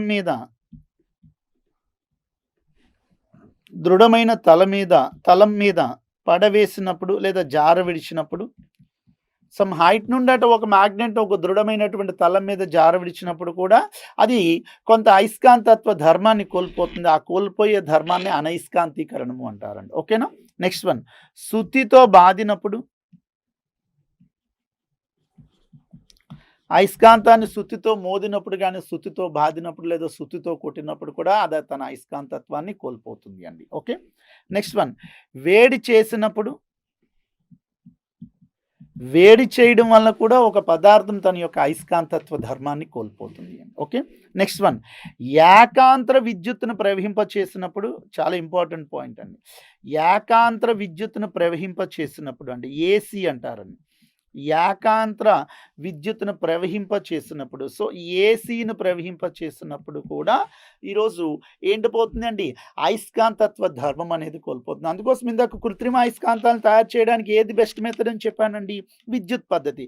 మరి విద్యుత్ పద్ధతిలో మనం ఏసీని ఉపయోగిస్తామా డీసీని ఉపయోగిస్తామా అంటే డీసీని అంటే ఏకముఖ విద్యుత్ అయితే ఈ అయస్కాంతాలు తయారు చేయడానికి కృత్రిమంగా తయారు చేయడానికి ఒక బెస్ట్ మెథడ్గా చెప్పుకోవచ్చండి. అదే ఏసీని పంపిస్తే మనం మ్యాగ్నెట్స్ని తయారు చేసుకోలేమండి. కాబట్టి ఈరోజు ఏసీ పంపించడం వల్ల అది కొంత అయస్కాంతత్వ ధర్మాన్ని కోల్పోతుంది, అంటే డిమాంటైజ్ చేస్తుందండి, అనయస్కాంతీకరణం చెందుతుంది. కాబట్టి ఈరోజు అనయస్కాంతీకరణం చెందించాలి అంటే కొన్ని ధర్మాలు ఇస్తారు, కొన్ని పద్ధతులు ఏంటంటే కొంత ఎత్తు నుండి ఒక అయస్కాంతాన్ని ఒక దృఢమైనటువంటి తలం మీద జార విడిచినప్పుడు, సుత్తితో 10 సార్లు కొట్టినప్పుడు, లేదా వేడి చేసినప్పుడు, లేదా ఏకాంతర విద్యుత్తును ప్రవహింప చేసినప్పుడు కూడా ఒక అయస్కాంతం తన యొక్క అయస్కాంత ధర్మాన్ని కోల్పోతుంది. ఆ విధంగా అయస్కాంత ధర్మాన్ని కోల్పోయే విధంగా చేసే ప్రక్రియని అనయస్కాంతీకరణం అంటారండి. దాన్నే డీమాగ్నటైజేషన్గా డిఫైన్ చేసుకున్నారు. సో ఈ విధంగా డీమాగ్నటైజేషన్ ఇంకోటి కూడా ఉంది అండి. రెండు అయస్కాంతాలను వాటి సజాతి ధృవాలను వేరు చేసే విధంగా పక్క పక్కన కొంతకాలం పాటు ఉంచడం వలన కూడా అయస్కాంతత్వ ధర్మం కోల్పోతుందండి. అందుకోసం అది లేకుండా ఉండడానికి చూడండి, మనకి బలరేఖలు గీయడానికి ల్యాబొరేటరీలో 2 బార్ మ్యాగ్నెట్స్ ఇస్తారు అండి. వాటిని ఒక అట్టపెట్టెలో ఉంచడమే కాకుండా ఆ 2 బార్ మ్యాగ్నెట్స్ మధ్యలో ఒక ప్లాస్టిక్ కానీ ఒక చెక్క ముక్క కానీ ఉంచుతారు. ఎందుకు? 2 సజాతి ధృవాలు కొంతకాలం పాటు అలా ఉంచడం వలన కూడా కొంతకాలం తర్వాత తన అయస్కాంతత్వాన్ని కోల్పోతుంది అండి. ఆ విధంగా కోల్పోయేటటువంటి ధర్మాన్ని అనయస్కాంతీకరణము, దాన్ని డీమాగ్నటైజేషన్గా డిఫైన్ చేసుకున్నాం. ఓకే. అయితే చిన్న లాజిక్ ఉందండి. ఒక చిన్న ఎగ్జాంపుల్ ఒకసారి ఇచ్చారు. ఒక పదార్థం అయస్కాంతం అవునో కాదో తెలుసుకోవడానికి ఖచ్చితమైన పరీక్ష ఏది? ఒక పదార్థం అయస్కాంతం అవునో కాదో అని తెలియజేయడానికి లేదా తెలియజేసే పరీక్ష ఏది? ఒక పదార్థం అనేదట అయస్కాంతం అవునో ఆర్ కాదో అని తెలియజేసే పరీక్ష ఏది అండి. ఓకేనా? తెలియజేసే పరీక్ష. ఫర్ ఎగ్జాంపుల్ నేను ఒక మ్యాగ్నెట్ తీసేసుకున్నాం. దీనికి ఎన్ని ధృవాలు ఉంటాయండి? 2 ధృవాలు. ఏంటేంటని చెప్పుకున్నాం? నార్త్ ఒకటి, సౌత్ అండి. ఇప్పుడు దీని దగ్గరికి ఏం చేస్తాను? 3 రకాల వస్తువులు తీసేసుకున్నాం. ఒకటి ప్లాస్టిక్ పెన్ క్యాప్ అనుకోండి, ప్లాస్టిక్ క్యాప్. ఓకేనా? ఇంకోటి ఏం చెప్పేసుకున్నాం? ఒక ఐరన్ పీస్, ఇనుపు ముక్క అనుకున్నాం. ఇంకోటి ఏం చెప్పేసుకున్నాం? నార్త్ సౌత్ పోల్ ఉండేటటువంటి ఒక మ్యాగ్నెట్ తీసుకున్నాం. సో ప్లాస్టిక్ క్యాప్ని మనం అయస్కాంత పదార్థం దగ్గర వస్తే ఏమవుతుందండి? ఇది ఆకర్షించడం జరగదు, వికర్షణ కూడా జరగదండి. జస్ట్ అంటుకొని మాత్రమే ఉంటుందే తప్ప కానీ ఆకర్షణ వికర్షణ జరగదు. కాబట్టి ఈ ప్లాస్టిక్ క్యాప్ అనేది ఏ పదార్థం అవుతుంది? అనయస్కాంత పదార్థం అవుతుందండి. ఏ పదార్థం అవుతుందండి? అనయస్కాంత పదార్థం. ఎందుకు? ఇది అయస్కాంతం చేత ఆకర్షించబడటం లేదు, వికర్షించబడటం లేదు. కాబట్టి దాన్ని ఈరోజు ఏ పదార్థం అంటాం? అనయస్కాంత పదార్థం అంటారు. అదే ఐరన్ సబ్స్టెన్స్ తీసుకుని ఒక అయస్కాంతం యొక్క ధ్రువం దగ్గర తీసుకొచ్చామనుకోండి, ఐరన్ సబ్స్టెన్స్ తీసుకున్నప్పుడు ఐరన్ని అయస్కాంతం యొక్క ధ్రువం ఏం చేస్తుందంటే ఆకర్షిస్తుంది. ఒకవైపే ఆకర్షిస్తుందా? 2 వైపులా ఆకర్షిస్తుందండి. సో ఐరన్ని 2 వైపులు పెట్టినా కూడా ఆ ఏ ధ్రువం దగ్గర ఉంటున్నా కూడా ఆకర్షిస్తుంది. అంటే 2 వైపులు కూడా అది ఆకర్షణకు గురి అవుతుంది. అంటే ఈ ఐరన్ అనేది అయస్కాంతం అవ్వట్లేదు. ఐరన్ అనేది ఏమవుతుంది? అనయస్కాంతం కాదండి, అయస్కాంత పదార్థం అవుతుంది. మ్యాగ్నెటిక్ సబ్స్టెన్స్ అవుతుంది. అయస్కాంత పదార్థం అంటే ఏంటి? అయస్కాంతం యొక్క 2 ధ్రువాల చేత కూడా ఆ పదార్థము ఆకర్షణకు గురి అయితే అటువంటి పదార్థమే అయస్కాంత పదార్థం అవుతుందండి. అయస్కాంతం యొక్క 2 ధ్రువాల చేత ఆకర్షణ, వికర్షణ గురి కాలేదు అంటే అటువంటి పదార్థాన్ని అనయస్కాంత పదార్థము అంటారు. బట్ అదే ఇంకొక అయస్కాంతాన్ని తీసుకుని మొదటి అయస్కాంతం దగ్గర తీసుకొచ్చామనుకోండి, సౌత్‌ను నార్త్ దగ్గర తీసుకుంటే ఆకర్షిస్తుంది. ఆకర్షించినంత మాత్రాన ఇది అయస్కాంతం అని మనం చెప్పలేము అండి. అదే నార్త్‌ని తీసుకొచ్చామంటే గనుక ఖచ్చితంగా వికర్షిస్తుంది. అంటే అర్థం ఏమవుతుంది? ఇది అయస్కాంతం అవ్వాలి అంటే వేరొక అయస్కాంతం యొక్క ధ్రువం చేత దీని 2 చివర్లు కూడా ఆకర్షణకి, వికర్షణకి గురి అవుతున్నట్లయితే అప్పుడు ఆ పదార్థం ఏమవుతుందంటే అయస్కాంతం అవుతుంది. అందుకోసమే ఆకర్షణ అనేది ఖచ్చితంగా అయస్కాంతం అవునా కాదా నిర్ధారించలేమంటే వికర్షణ మాత్రమే. అదే మనకి ఎగ్జాంపుల్ ఇచ్చాడు. ఆప్షన్ ఏ ఆకర్షణ, ఆప్షన్ బి వికర్షణ, ఆప్షన్ సి ప్రేరణ, ఆప్షన్ డి ఏది కాదు అని ఇచ్చారు. సో ఈరోజు అయస్కాంతం అవునో కాదా అని తెలియడానికి ఖచ్చితమైనటువంటి పరీక్ష ఏది అంటే వికర్షణ అవుతుందండి. సో వికర్షించుకోవడం జరిగితేనే అది ఏమవుతుందంటే అయస్కాంతం అవుతుంది. 2 వైపులా ఆకర్షించుకోవడం జరిగితే అయస్కాంత పదార్థం అవుతుంది. అయస్కాంత పదార్థం వేరే, అయస్కాంతం వేరే అండి. రెండింటికి difference. So one of the very important point. ఒక పదార్థం అయస్కాంతం అవునో కాదా అని తెలియజేయడానికి ఉపయోగించే ఖచ్చితమైన పరీక్ష వికర్షణ అవుతుందండి. మ్యాగ్నెటిక్ రిపల్షన్గా డిఫైన్ చేసేసుకున్నారు. ఓకే, సో ఇది ఈరోజు మనం అయస్కాంతాన్ని ఎందులో యూసేజ్ చేస్తున్నాము? ఒక పదార్థము అయస్కాంతం అవునో కాదా నిర్ణయించడానికి ఖచ్చితమైనటువంటి పరీక్ష ఏదండి? వికర్షణగా భావించేసుకున్నాం. ఓకే, అయితే ఒకప్పుడు ఈ అయస్కాంతం యొక్క ఆకర్షణ, వికర్షణని ఆధారంగా చేసుకుని పదార్థాలు 2 రకాలుగానే వర్గీకరణ చేసుకున్నారండి. ఏంటి? అయస్కాంతిక పదార్థాలు, అనయస్కాంతిక పదార్థాలు. ఏ పదార్థాలు అయితే అయస్కాంతాల చేత ఆకర్షించబడుతున్నాయో వాటిని అయస్కాంతిక పదార్థాలు అన్నారు. ఏ పదార్థాలు అయితే అయస్కాంతాల చేత ఆకర్షించబడవో వాటిని అనయస్కాంతిక పదార్థాలు అన్నారండి ఒకప్పుడు అండి. బట్ ఈరోజు టెక్నాలజీ డెవలప్మెంట్ అయిన తర్వాత మన సృష్టిలో ఉండేటటువంటి పదార్థాలను ఇప్పుడు ఎలా డిఫైన్ చేసుకున్నారంటే 3 రకాలుగా వర్గీకరించేసుకున్నారండి. అయస్కాంత పదార్థాలలో రకాలు. అయస్కాంత పదార్థాలలో రకాలు. Types of magnetic materials or types of magnetic substances అంటారండి. Types of magnetic materials or magnetic substances అండి. ఓకే, అయస్కాంత పదార్థాల్లో రకాలు అంటారండి. ఏంటి సార్ ఈ అయస్కాంత పదార్థాల్లో రకాలు? అయస్కాంత పదార్థాలు ముఖ్యంగా 3 రకాలుగా వర్గీకరించారండి. ఒకటి డయా అయస్కాంతిక పదార్థాలు. డయా అయస్కాంతిక పదార్థాలు, వీటిని డయా మ్యాగ్నెటిక్ సబ్స్టెన్సెస్ అంటారు, ఆర్ డయా మ్యాగ్నెటిక్ మెటీరియల్స్ అంటారు.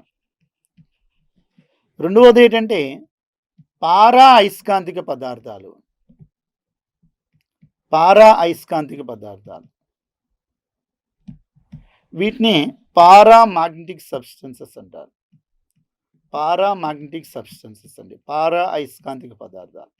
మూడవది ఏంటంటే ఫెర్రో అయస్కాంతిక పదార్థాలు.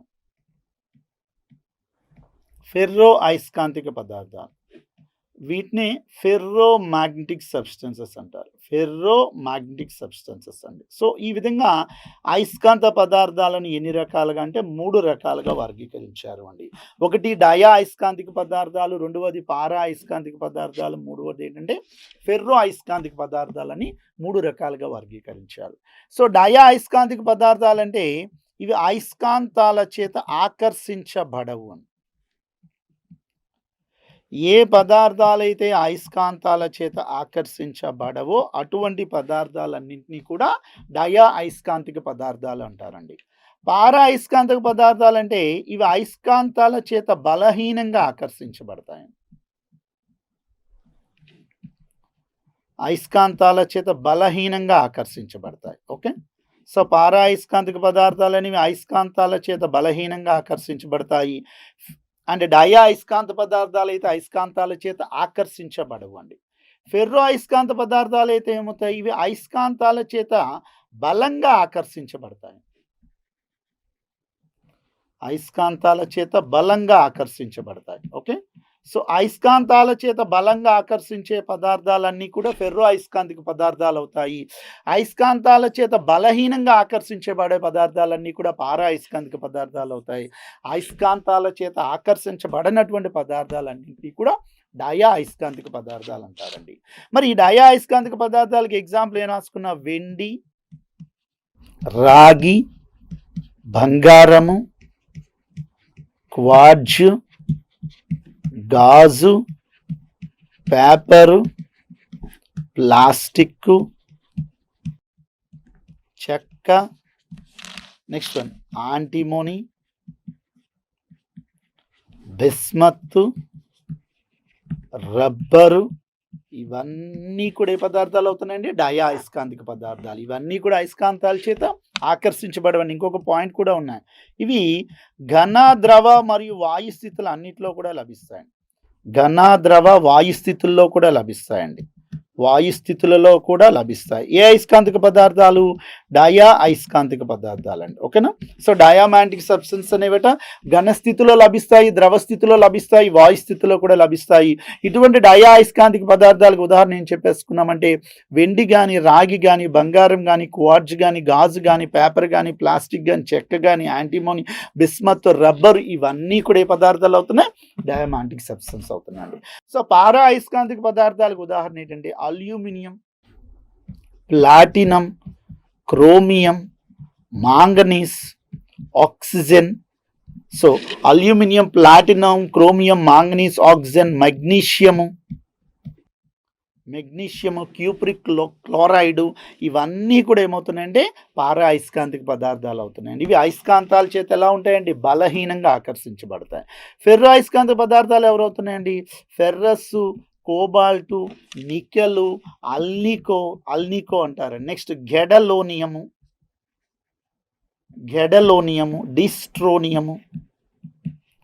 డిస్ట్రోనియము, ఓకేనా? నెక్స్ట్ ఉక్కు, స్టీల్, ఇవన్నీ కూడా ఏ పదార్థాలు అవుతున్నాయండి? ఫెర్రో అయస్కాంతిక పదార్థాలు అవుతున్నాయి. So ferrous, cobalt, nickel, alnico, gadolinium, dysprosium, ఉక్కు, ఇవన్నీ కూడా ఏమవుతున్నాయంటే ఫెర్రో అయస్కాంతిక పదార్థాలు. ఇవి గది ఉష్ణోగ్రత వద్ద ఘన స్థితిలో మాత్రమే ఉంటాయి. రూమ్ టెంపరేచర్ వద్ద ఏ స్థితిలో లభిస్తాయంటే ఘన స్థితిలో మాత్రమే లభిస్తాయి. ఓకే, ఘన స్థితిలో మాత్రమే లభిస్తాయండి. ఏ అయస్కాంతిక పదార్థాలు? ఫెర్రో అయస్కాంతిక పదార్థాలు. ఓకేనా? ఫెర్రో అయస్కాంతిక పదార్థాలు గది ఉష్ణోగ్రత వద్ద ఘన స్థితిలో లభిస్తాయి. అండ్ డయా అయస్కాంతిక పదార్థాలు గది ఉష్ణోగ్రత వద్ద దేనిలో ఏ లభిస్తాయండి? ఘన స్థితిలో లభిస్తాయి, ద్రవ స్థితిలో లభిస్తాయి, వాయు స్థితిలో కూడా లభిస్తున్న విషయాన్ని గుర్తించేసుకున్నారు. సో ఈ విధంగా మనం అయస్కాంతిక పదార్థాలను ఎన్ని రకాలుగా అంటే 3 రకాలుగా వర్గీకరించేసుకున్నాం. ఏంటని చెప్పేసుకున్నాం? డయా అయస్కాంతిక పదార్థాలు డయామాంటిక్ సబ్స్టెన్స్, పారా అయస్కాంతిక పదార్థాలు పారామాంటిక్ సబ్స్టెన్స్, ఫెర్రో అయస్కాంతిక పదార్థాలు అంటే ఫెర్రోమాంటిక్ సబ్స్టెన్స్ అని ఎన్ని రకాలుగా అంటే 3 రకాలుగా వర్గీకరించేసుకున్నాం.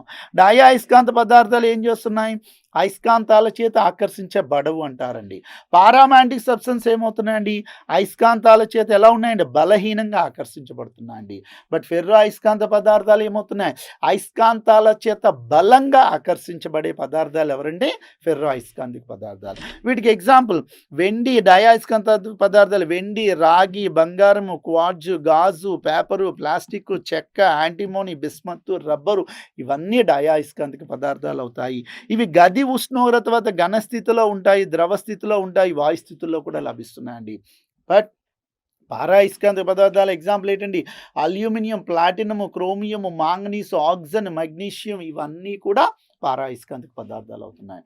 బట్ ఫెర్రోమాంటిక్ సబ్స్టెన్స్ అంటే ferrous, cobalt, nickel, అల్నికో, gadolinium, dysprosium, ఉక్కు, ఇవన్నీ కూడా ఫెర్రో అయస్కాంతిక పదార్థాలు అవుతున్నాయి.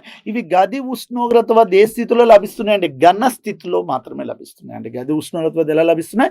ఘన స్థితిలో మాత్రమే లభిస్తున్నాయి. సో ఈ విధంగా మనము అయస్కాంతిక పదార్థాలను ఎన్ని రకాలుగా అంటే 3 రకాలుగా వర్గీకరించేసుకుని ఏంటని చెప్పుకున్నాం? డయా అయస్కాంతిక పదార్థాలు, పారా అయస్కాంతిక పదార్థాలు, ఫెర్రో అయస్కాంతిక పదార్థాలని ఎన్ని రకాలుగా అంటే 3 రకాలుగా ఈరోజు అయస్కాంతిక పదార్థాలని వర్గీకరించేసుకున్నాం. అయితే చిన్న లాజిక్ కూడా, చిన్న పాయింట్ కూడా ఉందండి. ఒకానొక ఉష్ణోగ్రత వద్ద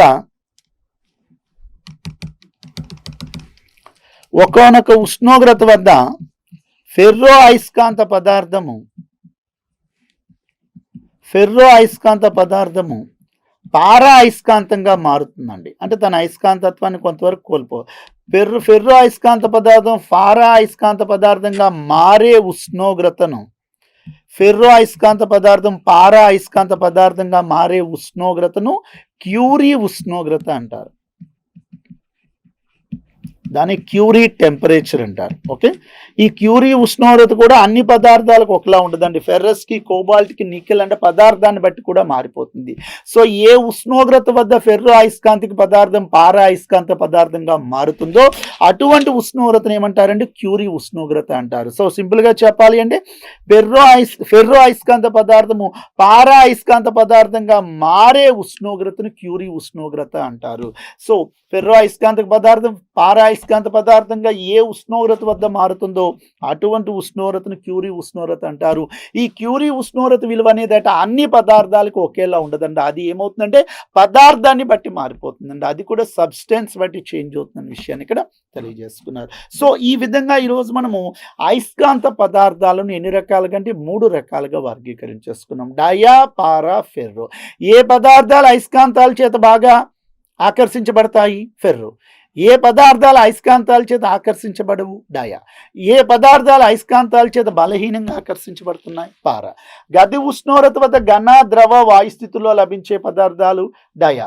బట్ గది ఉష్ణోగ్రత వద్ద కేవలం ఘన స్థితిలో లభించే అయస్కాంతిక పదార్థము ఫెర్రో అయస్కాంతిక పదార్థం. ఓకేనా? నెక్స్ట్ వన్, ఒకనొక ఉష్ణోగ్రత వద్ద ఫెర్రో అయస్కాంత పదార్థం పారా అయస్కాంత పదార్థంగా మారుతుంది. అటువంటి ఉష్ణోగ్రతని క్యూరీ ఉష్ణోగ్రత అంటారు. మరి ఈ ఫెర్రో అయస్కాంత పదార్థం యొక్క అయస్కాంత స్వభావాన్ని డొమైన్ సిద్ధాంతం ఆధారంగా వివరిస్తారు. డొమైన్ సిద్ధాంతం ద్వారా వివరిస్తారండి. డొమైన్ థియరీ ఒకటి ఉందండి. ఆ డొమైన్ థియరీ ఆధారంగా చేసుకుని ఈరోజు ఈ ఫెర్రో అయస్కాంతక పదార్థం యొక్క స్వభావాన్ని వివరిస్తున్నారండి. డొమైన్ థియరీ అంటారండి. ఈ డొమైన్ థియరీని ఆధారంగా చేసుకుని ఎక్స్ప్లెయిన్ చేసుకున్నారు. సో ఈ విధంగా అయస్కాంతిక పదార్థాలను ముఖ్యంగా 3 రకాలుగా వర్గీకరించేసుకున్నారు. డయా, పారా, ఫెర్రోగా ఇక్కడ ఎక్స్ప్లెయిన్ చేసేసుకున్నాం. Are you understanding? సో ఇది ఈరోజు మనం అయస్కాంతత్వం గురించి తెలుసుకోవాల్సినటువంటి ఇన్ఫర్మేషన్ అండి. ఓకేనా? సో మన ఎస్ఐ కానిస్టేబుల్స్ లెవెల్స్లో మన పరిధిలో మనం ఉన్నంత వరకు చెప్పడం జరిగింది. మనకు వచ్చేటటువంటి టైం ప్రకారంగా, సో ఆ షెడ్యూల్ ప్రకారంగా మాత్రం ఇక్కడ మనం డిస్కస్ చేసుకోవడం జరిగింది అండి. సో దీన్ని బేస్ చేసుకుని ఇంకా మీరు కొత్త పాయింట్స్ జనరేట్ చేసుకుని ఎగ్జామినేషన్కి వెళ్తే ఈజీగా ఎగ్జామినేషన్ అనేది అటెంప్ట్ చేయగలరండి. సో ఇక్కడితో మనకి అయస్కాంతత్వం పార్ట్ అనేది కంప్లీట్ అయిపోయింది. మరలా మనం నెక్స్ట్ టాపిక్లో మీట్ అవుదాం. Bye love you and thank you also.